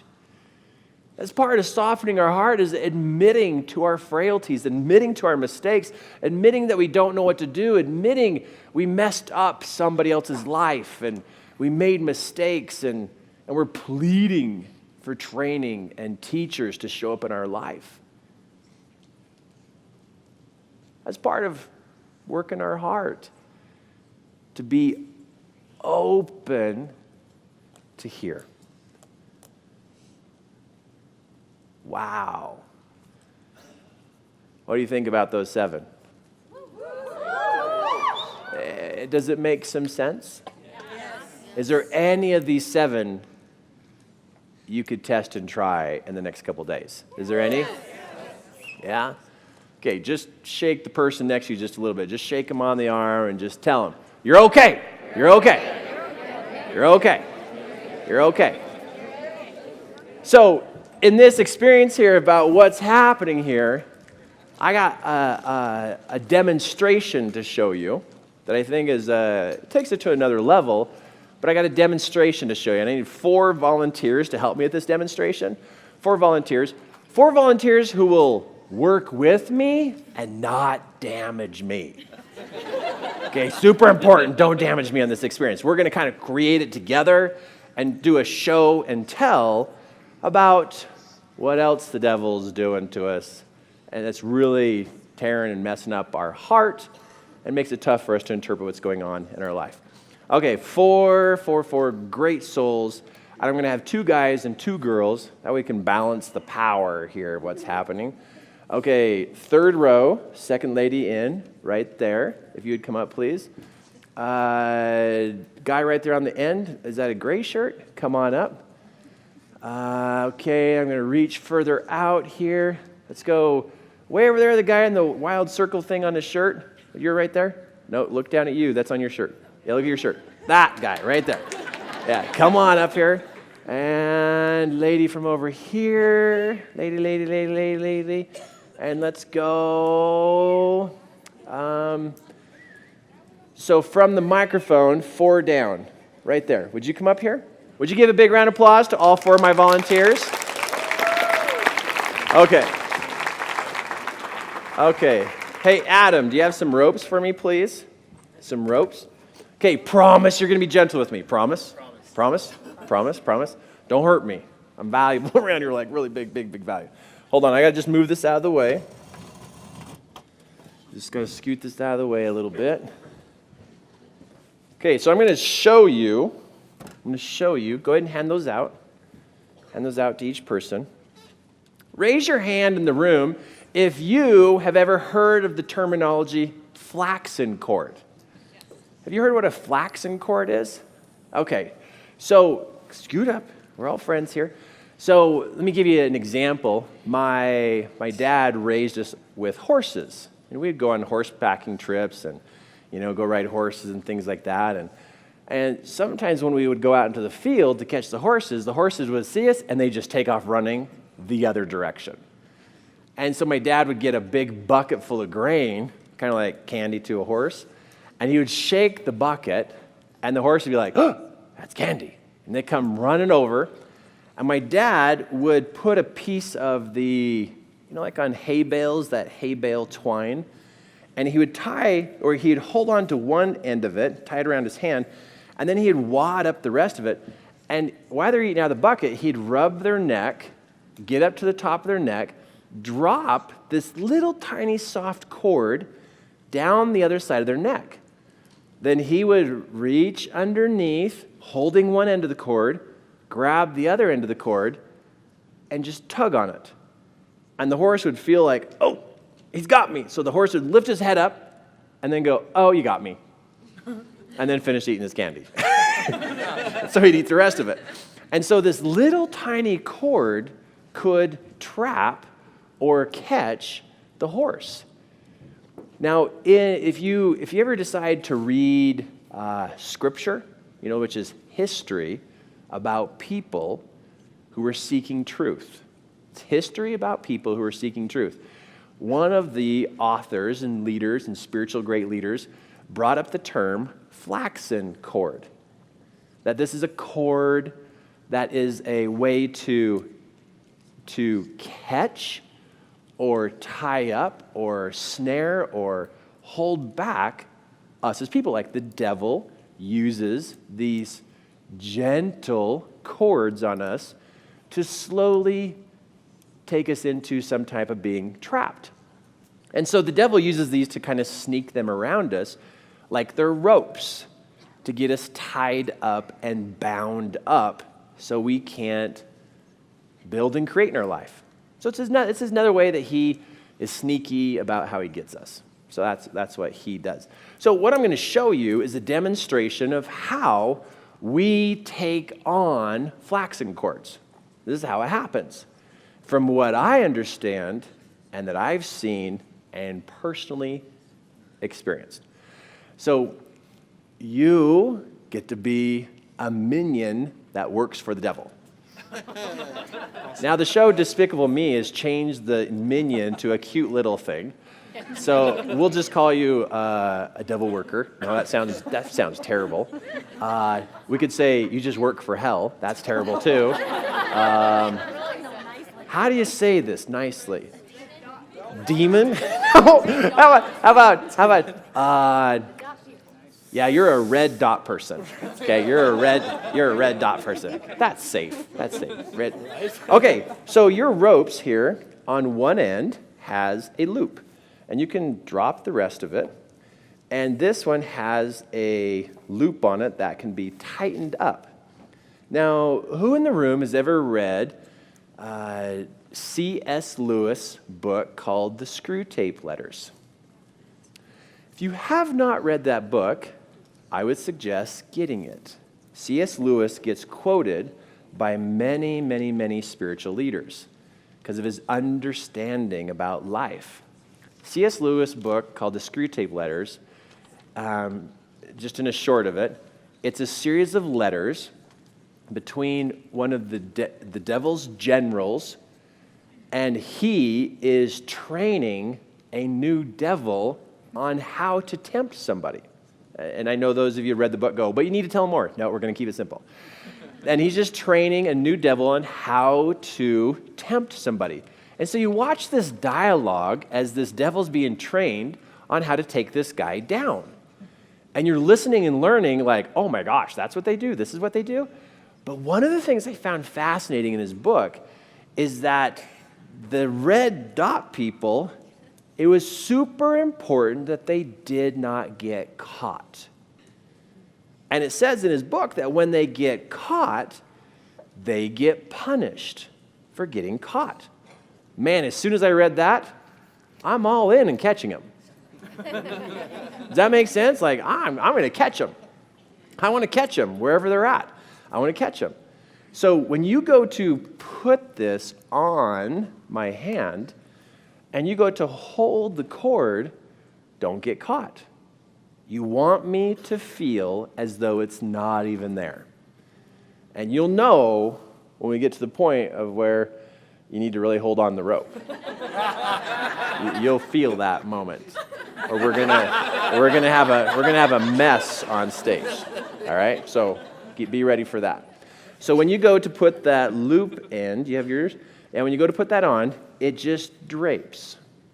It just hangs, undetected by the individual who's slowly being trapped. And they didn't even know it was happening. So as I make a statement that is damaging and hurting about myself, that is the time to put a flaxen cord on. Because what people don't understand is every damaging thought I say about myself, I welcome one of the devil's flaxen cords onto my arms. So I literally become trapped by my own negative thinking. It's like I give power to the devil. Wild. First time I ever got involved with this, I asked myself the question, how many flaxen cords do I have? And the number that came to me was thousands. No wonder I couldn't move forward. No wonder I felt trapped. It's like I couldn't even pick up my hands to do anything. And so as promised, we mentioned that you're going to learn something about body language. Watch what happens to my body language when I have my arms tied. When I see people and I see their body language, I can see how they're tied up, how they're trapped. Because some people try to use their hands to speak, and it looks like their hands are stopped or caught. And it's an indicator, man, they got flaxen cords. They got to get those things off of them.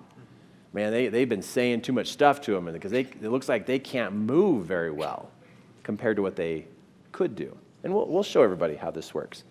Hey, will you hold something for me? That's not going to work in my pocket. Okay, so I'm going to talk about myself, and when I say something damaging, you just slide that right on, okay? Then after you do that, you want to back up, still holding onto your rope, but not too tight because you'll get busted. You'll get caught. You'll get penalized. Don't get caught. Don't get caught. Okay? And you, by the way, after this is over, you're fully released of your calling to be a devil. Okay? So you're, okay, we're just demonstrating here. Okay. Okay. So what happens, let me just shift gears into me demonstrating. All right. So the other day I was working on a project at home, and halfway through the project, I totally busted a piece in the project. Man, I just can't do anything right.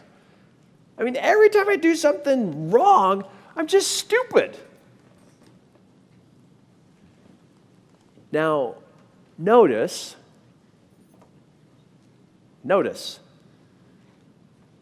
my perception as a common person, I can say negative things and it doesn't do anything to me.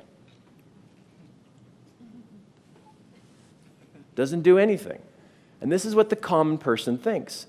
The common person thinks they can cut themselves down, say negative comments, and just rattle off hurtful things in their head, and they think there's no damage that's happening to them. And they also think it doesn't do anything, it's not even causing the devil to get in their life and actually start to trap them. Because look what they do. Look what they do. They don't just grab a hold of us, they slide cords over our hands. So I hope this image is helping you understand that people who are like, oh, I can be negative, I can say negative thoughts, and it's not going to do anything. It's because, look, they keep them loose. They keep them loose. And the individual can't even detect it. Can't even feel it wrapped around their hands. So imagine if I kept going, and I would say things like, oh, man, I'm a terrible dad. Man, I'm just not doing a good job providing for my family, and oh, my tummy's terrible. Look how terrible. I mean, it just like never stops jiggling, you know. And I'm just ripping on myself every day, all the time, just ripping on myself. Every time I rip on myself, it is a negative door that opens up. They just slide a new cord on me. They slide a new cord. This individual, who I'm acting out right now, would walk around like they're totally fine. Nothing ever happened to them from saying all those negative things. But here's something to consider. Okay, I'm going to train all of you, and then I'm going to demonstrate this for you. I can't notice that I have flaxen cords staying in one place in my life. It's tough to notice flaxen cords when I stay in the place that I'm at. Now, if I were to start moving forward, like I want to pick a goal and I want to go for a goal, I'm going to move forward, and as I'm taking action steps to move forward, I feel like I'm going to hit the end of my rope. Who's ever said that saying before? Or heard somebody say, oh my goodness, I was moving forward and it just feels like I've just hit something that stopped me. And they think that it was them that stopped them. Anytime I hear somebody goes, man, I was moving forward pretty good, but then all of a sudden now I feel like I'm stuck. Like I can't do much. And my spiritual side is like, you've got to the end of the ropes. Go, man, go. Take your next action step. Break those ropes. Get through those ropes. But this is what the common person does. They get moving towards a goal and they hit a spot and they feel like it's stopped, and then they go, see, God doesn't want me to move forward. He doesn't want me to go. And I'm sitting there going, maybe the devil has you tied up. Maybe he's been wrapping cords around you because you were negative, and now you're trying to go, and you're literally feeling the spiritual tug that your soul's been, in a way, tied down. I think what's got to happen is each one of us, we get in a place where we get moving. We get building, we get creating, because then when we get moving forward, we start to realize, hey, I got something here. And when I got something here, it's like, wait a second. I think there's something over here. It's like, oh, starting to recognize, oh, sheesh, I got flaxen cords. And instead of being afraid of it, what I do is I get to this point where it's like, man, this is that point where I feel like, I can't move forward very well, but this is where I'm going to go for it. And a person will start to, wrestle with, oh, this is tough. This is a tough project. I don't know how I'm going to get this done. And what happens is, and see what they're doing naturally? It's exactly what the devil's minions do too. They start yanking on the rope. And they don't realize what they're doing is getting them busted. This is a glitch in their training. They hold on to the ropes. I recognize I have myself tied up from past language that got me all tied up this way. And so I hold this space, but instead of giving up, I add a little bit of extra energy. This is where you don't let go. You add a little bit of extra energy to it. But at this point of realizing, okay, I really have hit the end of what I physically can do. And when you hit the end of what you physically can do in this life, this is what you do next. Hey, where's my guardian angels? I need some guardian angels to fight this battle for me on the backside of what I'm doing. Where's my guardian angels at? I got some cords to cut. I got some little devil minions to just pick.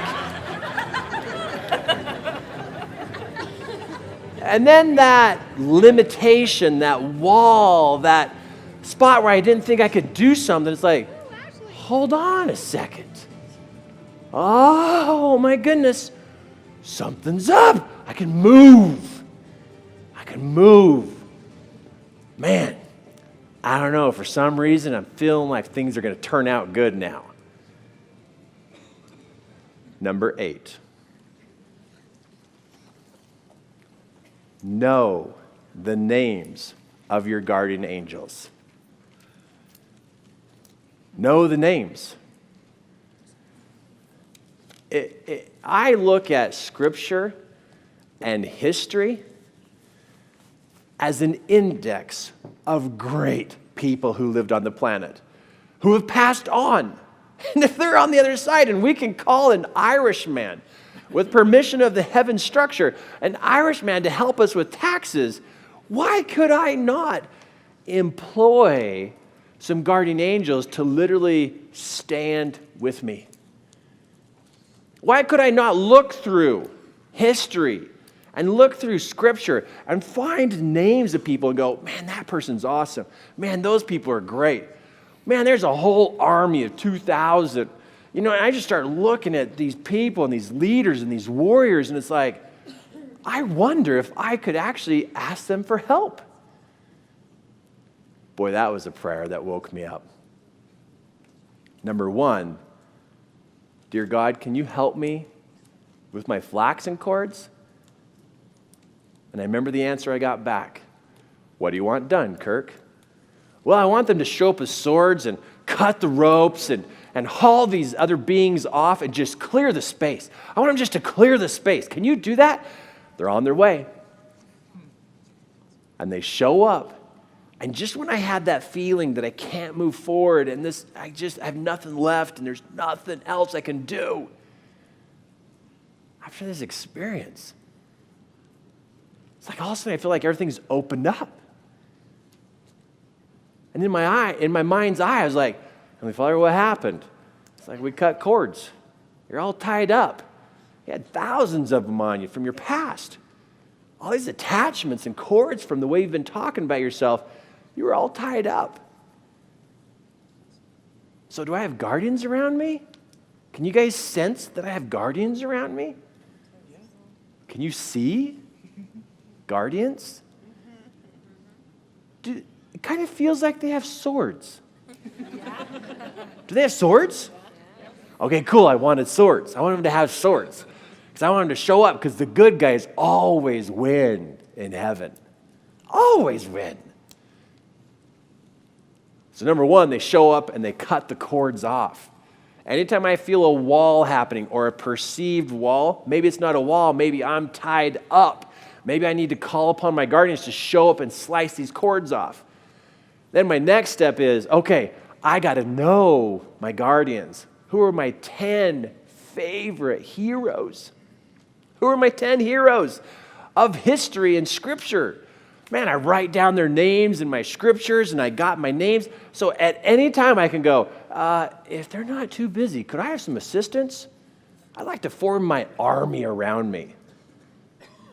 The Duncan home has a massive army around the home. Thousands of warriors that surround our home. When I do a presentation, this stage is packed full of warriors and guardians and wise, wise people. My wife at home right now is just encircled by lady warriors. just encircled with them. Each one of my children, I ask that they have guardians assigned to them and that they just march with them wherever they go. I mean, number 8 is I got to set my family up for protection. I got to protect them on a spiritual level and not just play this like, well, please protect us. I feel like God's going up there, what do you want? You guys are still in the battle. The battle's happening on earth between good and evil. What do you want, Kirk? Can I have 2 people with little daggers? Well, okay, we got swords over here. We got bigger stuff. You want more people? Yeah, could I have 100? Ask for more. 1,000? Ask for more. 10,000? Come on, work it, Kirk, work it. Save us some time. How many do you want? 100,000? You want more? There's people sitting around. We got stuff to do. Help us out. 200,000. You want 200,000? Yeah, I want 200,000. Okay, where do you want them? I want them to surround the home. Okay, which way do you want them to face? What kind of stories do you want them to have? What do you want them to do? Well, if evil shows up, I want it sliced and diced. Something bad's coming my way. They turn and tell us. Something happens with my kids. Please return and report. Something's going to happen to my wife. Please warn me 4 days ahead so I can protect her. I do not walk this planet by myself. I've got so many people that work with me from the spiritual side of things. Why would I let myself be vulnerable to the gates of hell being open at me? Why would I let that be open? Why would I let my family be open? My front door on the left side and the right side is this gigantic warrior. And at nighttime, if my wife, listen to me, honey, you know at nighttime, I go click the door open and I go out on the front porch every night, almost every night, but every night I go out there and I stand there and I just practice. I look up to the left. How's it going? And I measure like right to his hip bone. It's like, the dude's big. There's one on this side too. And they just stand there with this massive sword that's on fire. And they just stand there. And I imagine down the road, some little evil thing is coming down the road and it goes, holy crap, I ain't going down there. Like they just literally just stand there guarding the home. Maybe I'm crazy. Maybe you should put me in a jacket. Or maybe it's time we as people advance. Maybe we need to advance and actually call upon heaven and trust that they don't just stay out there, that they're here. They're right here. And they're just like, come on, tell us what to do. We can't do anything unless you tell us. Ask for the protection. Ask for it. I remember my son, we're kneeling down for family prayer, and my son goes, dear God, could we have a row of angels around our house? And could they have grenades on their belt? And could one of them have a lightsaber and crossbows that shoot fiery arrows? And I remember kneeling there, and I believe it was Cody doing this. I remember opening my eyes and looking at Kim, and she goes, it's okay. It's okay. And he's like, crossbows, grenades, lightsaber, and he's getting the whole arsenal. And then he goes, and then can we have a Tyrannosaurus Rex walk around the house and just patrol things, and a Triceratops just sit by the front door and bite anybody who comes by? And he just sit there and just go on. And I'm sitting there going, I hope heaven's okay with this. I didn't know we could call dinosaurs in, but I'm in for that one. I'm in. Like, let it go. Just let it roll. And he says amen, and then we go to tuck the kids in at night, and I remember tucking Cody in, and I'm like, all right, good night, Cody. I'm tucking him in, and he goes, Dad, what? I see him. What do you see? And he goes, they're out there. All those angels I asked for, they're right outside. Oh, good. Now I can sleep. And he drifts off to sleep. Who's to say what a kid can see if it's true or not? Just like Cameron saw guardians on four-wheelers, angels on four-wheelers. Cody sees warriors who surround the home. So I jump in on the conversation too. When you write down number 8 about having guardians, please, before you go to sleep tonight, position them around your home. And if you love your spouse, ask if it's okay if you have guardians, your favorite guardians, go with your spouse. Ask for your kids to be protected at school. Not just protected, but give it an imagery and a story and details. And you can see people literally walking with them. Because if there's going to be blue dot people, then they're here to help us. I think all of this comes together in helping us soften our heart to have a heart of gold, to really be receptive and sensitive to what's happening around us. Would you guys give our guardian angels up here a big round of applause, please? Thank you. And also our other volunteers, give them a good big round of applause. Thank you. Thank you. Hey, Wayne, could you grab these ropes really quick for me? So as you're here tonight, we've covered 8 different things that can set you up to be able to soften your heart. 8 different things. Did you get all 8? Yes. Yeah? Show the person next to you. I got them all.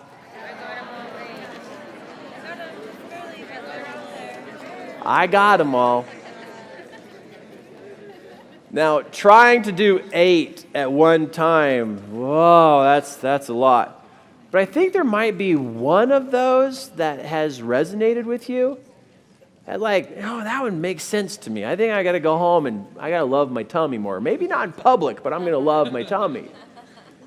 Or maybe you're going to choose number 2 or number 6. But I know I've equipped you with enough information to really dial in what's going on inside your heart. So as you look at this, as you look at this,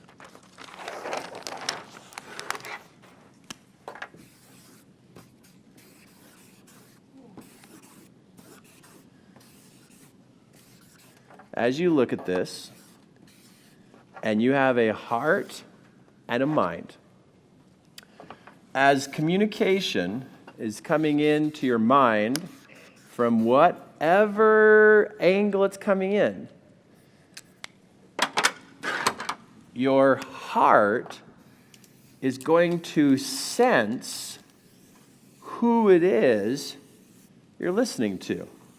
This is your ability to feel or sense what is around you. And those 8 different steps I gave you is to help you focus on putting your heart in a great place. Up here, when it comes to your mind has had years of internal dialogue that has been negative. And you've been tough on yourself. Who in here grew up with a bully in school or in your neighborhood? Anybody grew up with a bully? Man, I grew up with a bully that's just mean and nasty.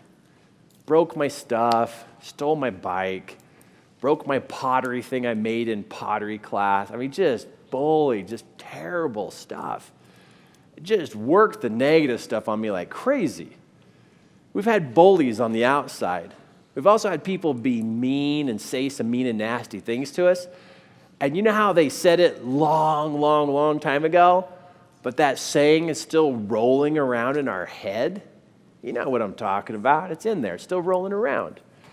We've had years of this negative stuff going on that got inside our head.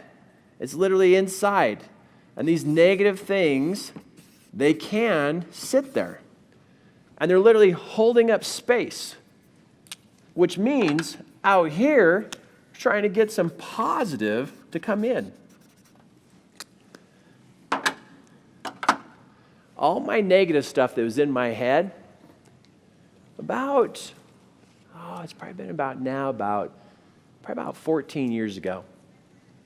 About 14 years ago, I just got off a phone call with my boss, and he totally chewed me out. I messed up on something, and I didn't know what I was doing. I messed up on something at work, and he was calling me, and he was chewing me out. And he's like, Duncan, when are you ever going to figure stuff out, man? You just can't do anything right. You're costing the company a bunch of money. I mean, he's railing on me. And I'm just sitting there listening to it. I already had my own negative stuff going on inside my head about myself, but now here comes my boss, and he's just pouring it on and just tearing me up bad. Well, that day, it stacked up big enough. When I was driving home, man, it was bad in my head. I'd already gone through about 4 or 5 months of like really bad depression, and this is years and years ago before I got into doing what I'm doing right now. But it was so bad. I was just barely trying to come out of some depression, the type of thing that I was going through, and then I get chewed out, and it just sent me to the bottom. So I'm driving home. I remember driving home, and the voices were just determined. I mean, they literally, I'm on the way home, and it went like this. You know, your boss hates you. And I found myself agreeing. Yeah, he does hate me. You know, you're really screwing up at work. Yeah, I am. You know, Kim's not going to be happy when you get home because you're going to get home late. Oh, I know. It's like all these comments were things that I actually could agree to. And they were just one after another. And it was about a 20-minute drive home from work. And I found myself agreeing to all these statements. And the statements just kept going. Well, you know Kim's going to be mad. Yeah, I know. And then the kids are going to get upset because you guys are going to argue. And the kids are going to run away. And there you go again, being a bad dad. I know. And then the voice says, you know what? When you get home, in the middle of the night, why don't you grab some clothes and stuff and grab that last $50 out of your sock drawer and just take off for a couple days. You just need a break. Oh, you know what? That'd be a good idea to take off and be gone for a couple days.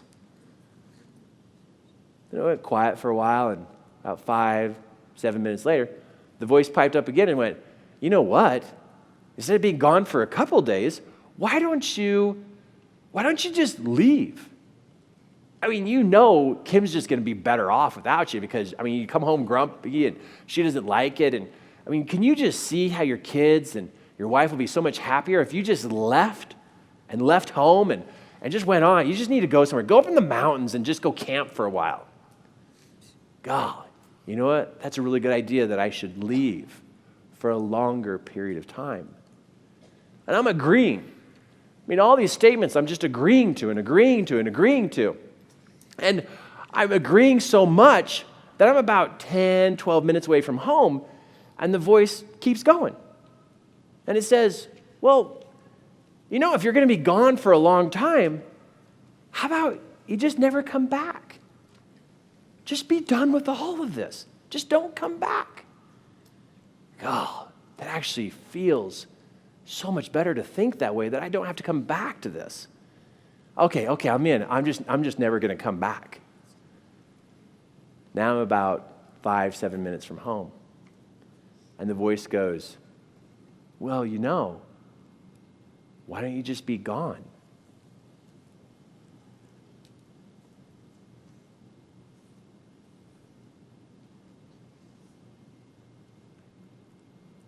I didn't know what that meant. Just be gone. Yeah. And it's like this dialogue's happening. Why don't you just be gone? Yeah. I should just go.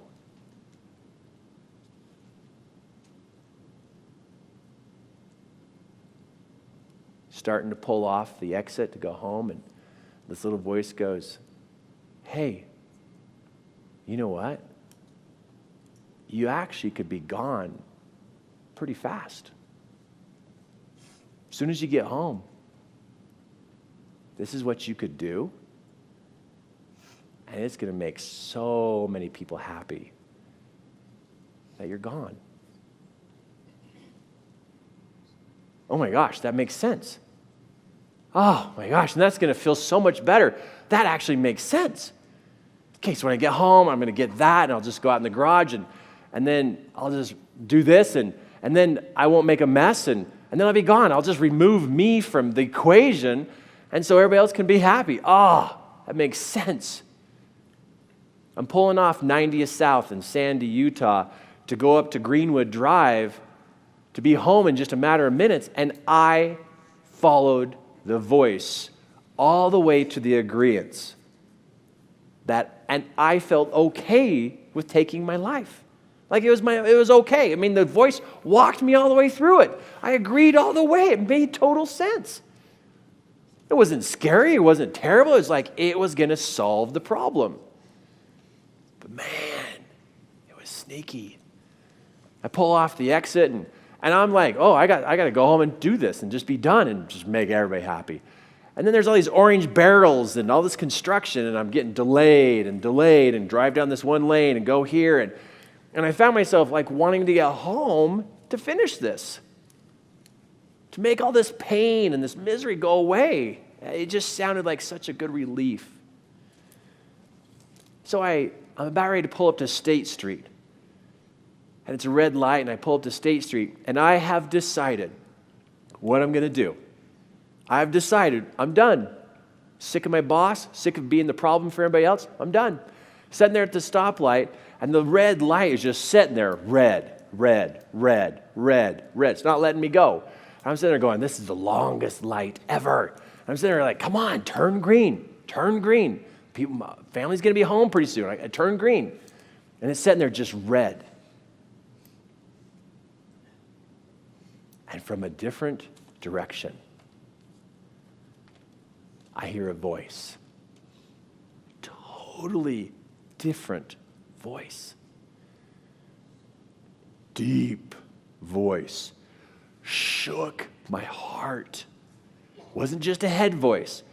This voice, when it spoke, shook my mind and shook my heart. And all it said was, Kirk, you have forgotten who you are. And it just shook me. And in that moment, I was like, forgot who I am. And it spoke again, and it goes, Kirk, you have forgotten who you are. Remember, Kirk, remember who you are. And I'm sitting there, and I started to plead to this voice. I go, I don't know who I am. I don't know who I am. And literally in a split second, I swear, this image comes shooting into my mind. This image flies into my mind. And right as though I'm looking at you right now, everything in front of me changed. And what appeared in front of me was this man standing there with this armor. And it's got gashes on it. It's dirty and it's beaten. And this man's holding this shield that's taken hits. And he's holding this sword. And he's just big and muscular. I'm like, who is this? And I look at the face. Oh my gosh. It's me. It's me. And I see this image of myself, and I see this gladiator, this warrior standing there with his shield, and it's just been beat up. It's like, oh my gosh, that's me. And on the inside of me, I just heard this other voice speak up, and it was my voice just going, you're a warrior, Kirk. You defend truth. You shut down the evil. You shut down the lies in people's lives. You shut it down. You fight on the front lines.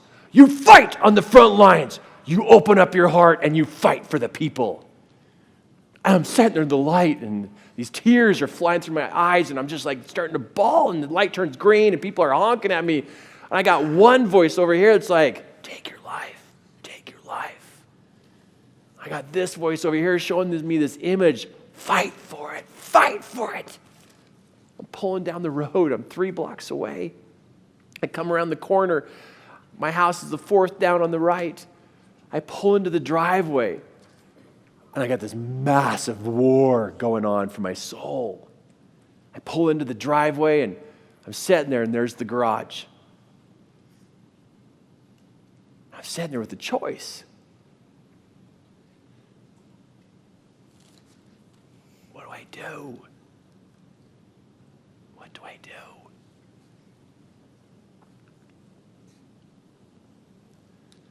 Just then I hear this knock on my truck door. Conk, conk, conk, conk, conk. Shakes me. I look out the window. There's little Cameron. Hey, Dad, what you doing? I'm not going to tell him. I'm just sitting here, Cameron. Dad, you got to come inside and play Legos with me. Come on, I'm just getting home from school. Let's go play Legos. I look at Cameron. He wants to play Legos. I look at the garage. It's the way out.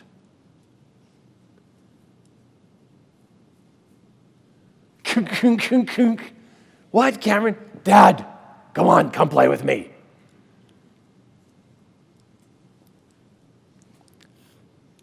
I don't know if my son Cameron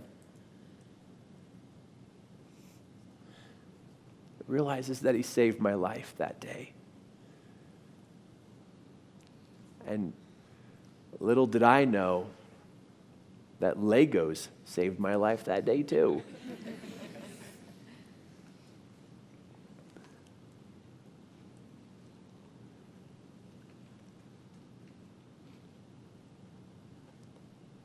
The heart of gold tonight is my way of fighting for you and your souls.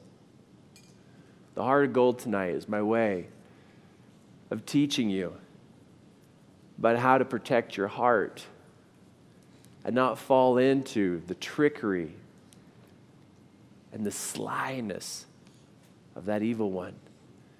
You, my friends, because you're here at this class, I know who you are. You're just like me. You got that shield on. You got that armor on. You carry this. You carry your sword. You stand on the front lines with me. You take hits. You totally take the hits, but you stand there. I just want to know, do I have a whole new army to hang out with? Do I have some gladiators in the room? Do I have some warriors in the room? Are you going to take some hits? Yes. Are you going to go down? No. Are you going to stand strong? Yes. Are you going to stand strong? Yes. Okay. The way that you stay strong is we must see ahead of the tactics of the opposing army. Tonight, I gave you 8 important battle techniques to watch out for and what things to do. I'm showing you what to do, but my concern is you won't do even one of them. So I got to know. Will you please look at your list of 8? Get your pen or your pencil. Sort through the 1 through 8 and circle one. Just circle one. Just circle one, because I want you to show me your notes here in just a moment. Because if you walk out of here without picking and making a decision of where to start, oh my goodness, I put you in a state of indecision. Not going to be held accountable for that one. Okay, so take your list, look through 1 through 8, and just pick one. Put a big star, put a big circle around it. And as soon as you put a circle around it or a big star next to it, just yell out, "Got it, Kirk!" Got it, Kirk! Yell it out, "Got it, Kirk!" Got it, Kirk! Okay, hold it up. Hold it up. I want to see it. Oh, okay, that's awesome. Okay, hold it up. Hold it up. Over here, over here, over here. Hold it up, hold it up. Okay, sweet. I even see it on cell phones. That's awesome. Show the person next to you. I can see it. Okay, show the person on the other side of you and just tell them, I can see it.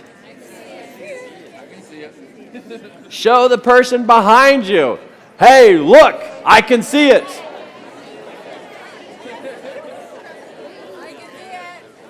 You can see it. If you can't see it, it can take you down. If you can't see it, it takes you down.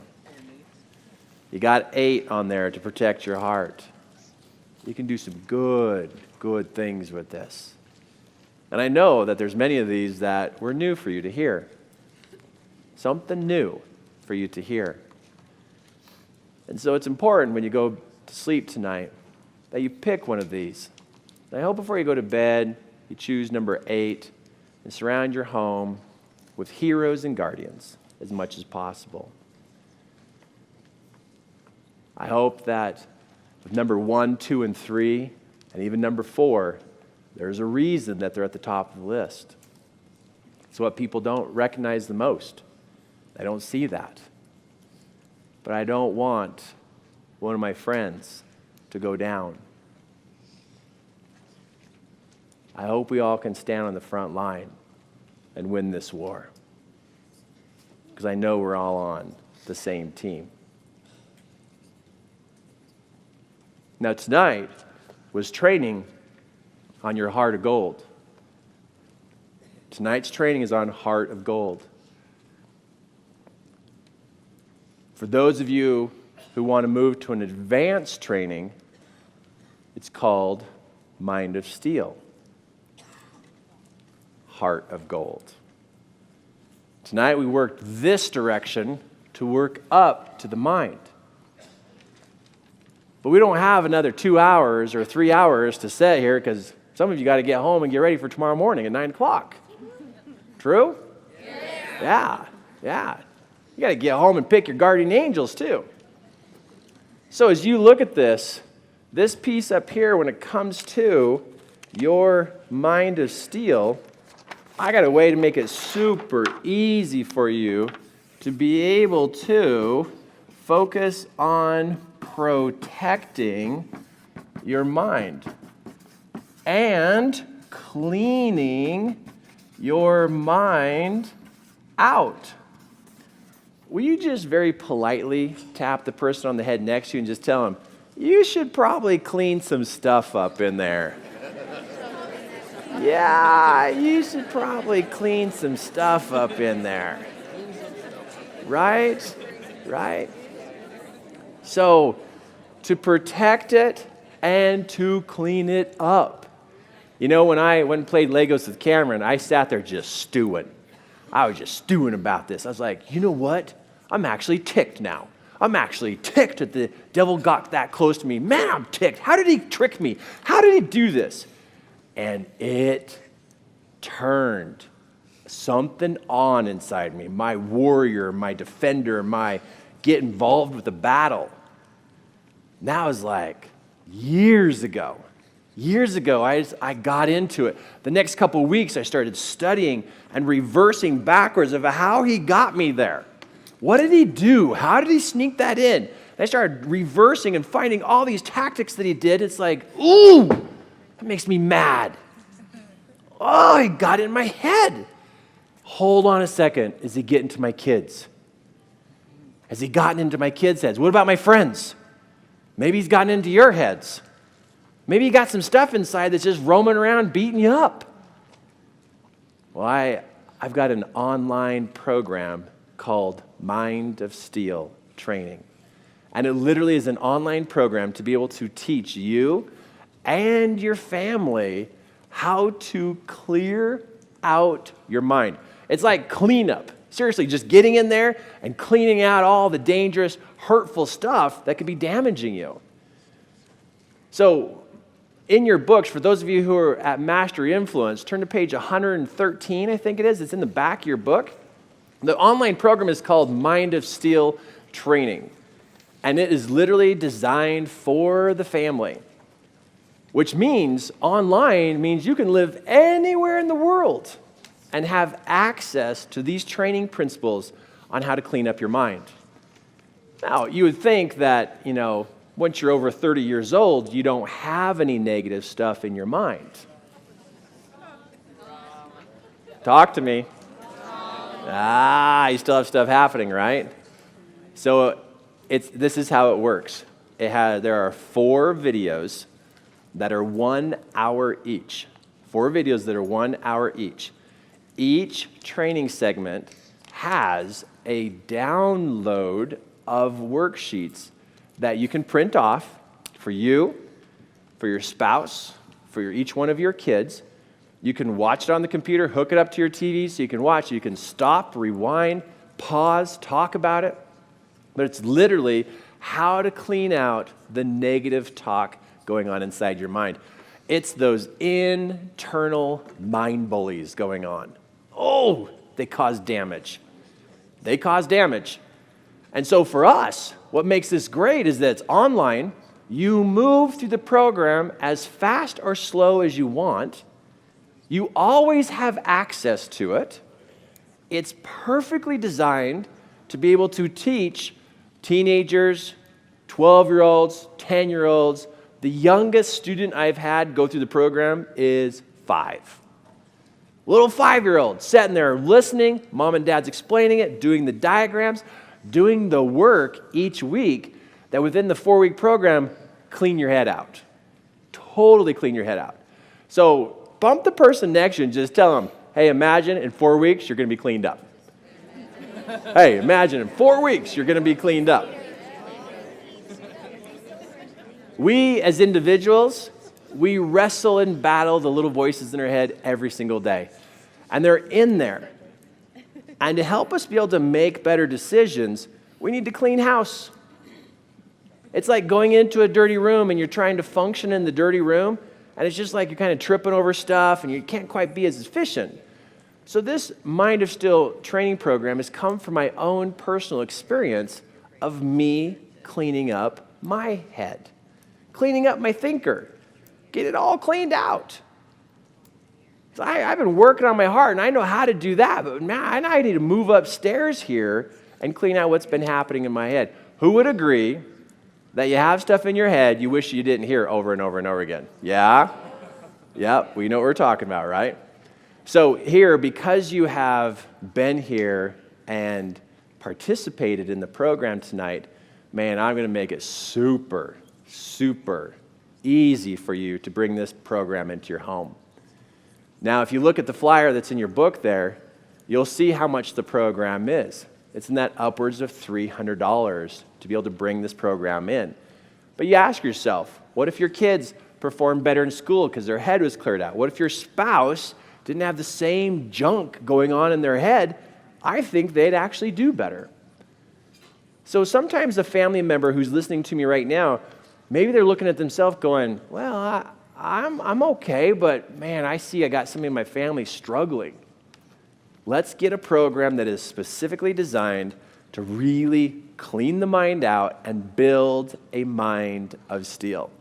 So you see on the flyer, it's a 4-week program, 4 videos of Kirk talking to you, teaching you, training you, just like I did with Talmadge. He listened, though. He didn't watch videos, but this takes it to the next level of being able to pause and rewind to make sure you get all those steps. This program also asks you to take steps over the next 4 weeks, and if you will stay together as a family over the next 4 weeks, you will find, as you are with your family, you can openly talk about what's happening. It gives you a common language. So when you're with your family or with your spouse, you can openly talk like, oh, so hey, did you do that exercise and what did you find? Oh, I found this and this, and what did you find? Oh man, it was really cool to find this. Maybe you should look for this inside you. Because right now, most people don't have that common ground. They're nervous how to start the conversation and what words to use to explain it. Boy, I've seen some incredible things happen with family because they can all talk. And it's not so weird to bring it up at dinner. It's like it's just common language. Hey, how's your thinker? How are you thinking about this? Where'd your thoughts go today? Did you use that exercise to clean it out? I got to tell you, when I hear moms, when moms get a hold of me and they say, oh my gosh, Kirk, my two boys were fighting and arguing. And I walked in the room and I said, hey, what you guys got going on? And one of my boys goes, I think I got a dot person telling me to beat my brother up. Okay, what do you think you should do? Well, I should go do step 2. Okay, you gonna go do that? Yeah, I'll be back. The boy walks in the room, comes out and goes, hey, I'm sorry. I beat you up. I got rid of my dot person. And the mom's sitting there going, did that just happen? Did they just sort that out themselves? Did that just happen? I remember an individual I met who was teaching at church. This one was really cute. We're teaching at church, and they had a little group, just little tiny kids, right? A little group of kids, but they're old enough to talk. And the teacher, she was saying, now, and then Satan got kicked out of heaven, and one of the little girls goes, he's a dot person. And the teacher went, dot person? Yeah, my mommy and daddy teach me about dot people, and there's red ones and there's blue ones. And she goes, what's a dot person? I can draw you a picture. And goes to the chalkboard and draws the picture and goes. And then they talk to us, but we have to have a mind of steel to protect ourselves against the red people, but we have to be open to the blue people. But they're just teaching. And the teacher's like, where did you learn this? These little kids want help. They want help. They don't understand what's happening inside their minds. They need help. They want what do I do, Mom? What do I do, Dad? And when your kids come to you and they go, so what do you do if I have 4 negative thoughts in my head? How do I clean them out so they never come back? I hope you're a parent or a grandparent who knows the step-by-step process to make that work for them, because they're going to look for it. So I want to help you. I want to help you win on what's happening inside your mind. So this is what it looks like for you. If you would like to purchase this online program tonight or till tomorrow morning, tonight or tomorrow morning, you can use the price tonight or tomorrow morning. And you can sign up for this online program for Building a Mind of Steel, and you have access to it for as long as you want. And you can have that whole program for your family for $47. For less than $50, you can have this training inside your home to use. I mean, seriously, that is crazy to be able to have such a big program brought to your home that's so specific about how your mind works. Now, those of you who decide to register tonight, before you go, I got something else for you. So I always like giving bonuses, like extras, or, who in here likes extras? Anybody like extras? Okay, you're just like me. I like extras. Hey, DJ, can you show that picture of those audios on the screen for me, please? So those of you who decide to register tonight, I got 3 bonus audios that I want to give you as downloads that are above and beyond the program. So I want to make sure that you have my Slay the Dragon training and also my Finding Your Higher Power training. And of course, the Building a Mind of Steel audio to listen in the car to continue to learn about the Building a Mind of Steel program. But the Slay the Dragon, the Finding the Higher Power, great mentoring, mind-opening training. Things you probably have not considered before. And let me give you some tips. Finding Your Higher Power audio, listen to that one first. Listen to Finding Your Higher Power first. It will open up your mind. It is the audio where I share how I developed my relationship with heaven so that I can hear his voice on more of an ongoing basis. Because I had some glitches in my head. I had some glitches and I had to sort it out. And you'll hear how I sorted it out. I had a 72-year-old woman who walked up to me who said, man, I've been I've been religious all my life. When I listened to your Finding the Higher Power, Kirk, when I listened to that, you blew my mind open.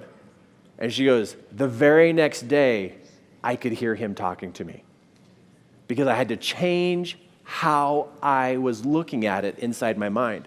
So for those of you who are going to do this and get the Building a Mind of Steel program for your kids and for your family so you can all talk the same language, get this training, please listen to Finding Your Higher Power first. So they handed out to you some registration forms, and go ahead and fill that out. Be sure to put $47 for Building a Mind of Steel. And all of you online, all those online who are also going to purchase this, I'm also going to make sure that you get these 3 recordings too. So no matter where you live in the whole entire world, you guys can jump in on this training and have this come to your home. You don't have to travel. It's going to come to you. Because I know how it works. The devil comes after our mind, and he goes after our heart. He's going after both. And tonight's Heart of Gold training was rock solid. Would you agree? Did you find value in what you learned here tonight? Yes? Man, imagine what I could train you about what goes on in your mind. Boy, for $47, that's worth it for your family. Or you could take your family out to dinner and eat food.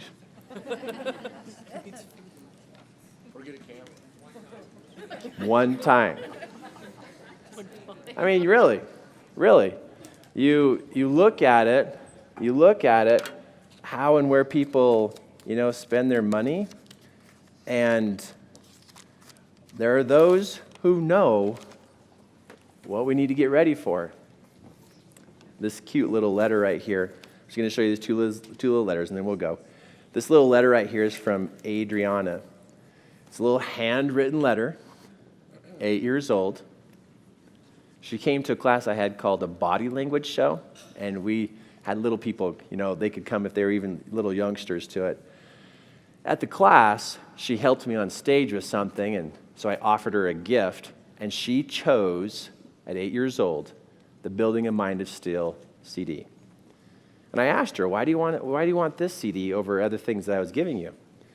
And she said, in front of the audience we're in front of, she said, I have little voices in my head, and they're really mean.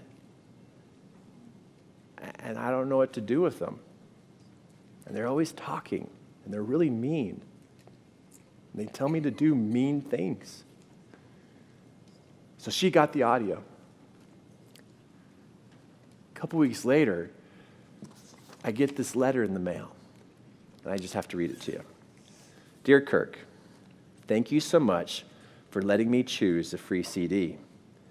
I've done the exercises on the dot people, and my dad says I really get into it.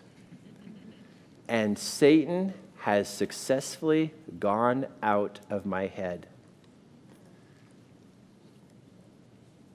She talks about how she draws on paper some of the exercises, and she goes down here to say, then I draw an arrow, and it pointed at the negative on the paper, and I said, you're fired, Satan.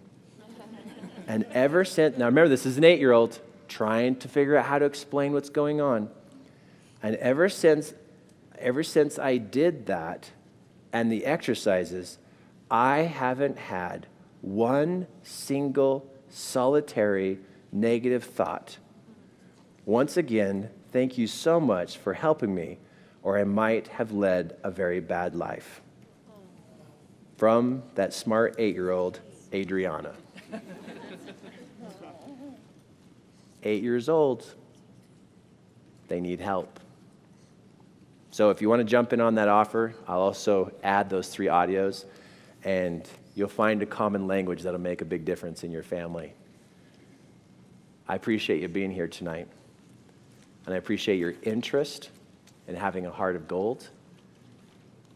And I also am going to encourage you, as my fellow warriors and my fellow team members in this battle for truth, let's protect our families.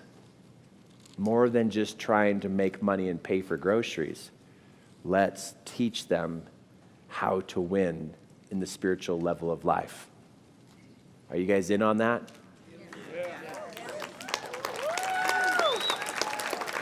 Okay, last thing before we go. Underneath your seat, you have a sword. And in just a moment, I'm going to ask you to pull your sword out and stand up and just stand up and just yell the word freedom. What are we going to yell? Freedom. What are we going to yell? Freedom.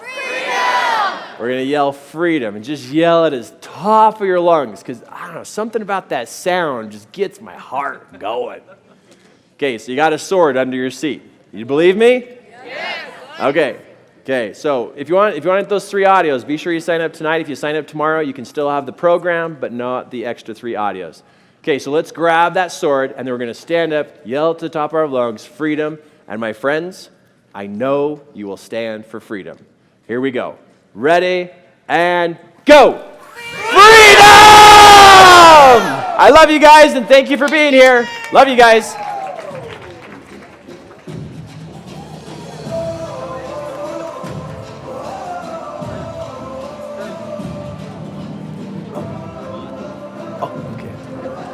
Go grab my watch. Yeah. Go grab my watch from that guy.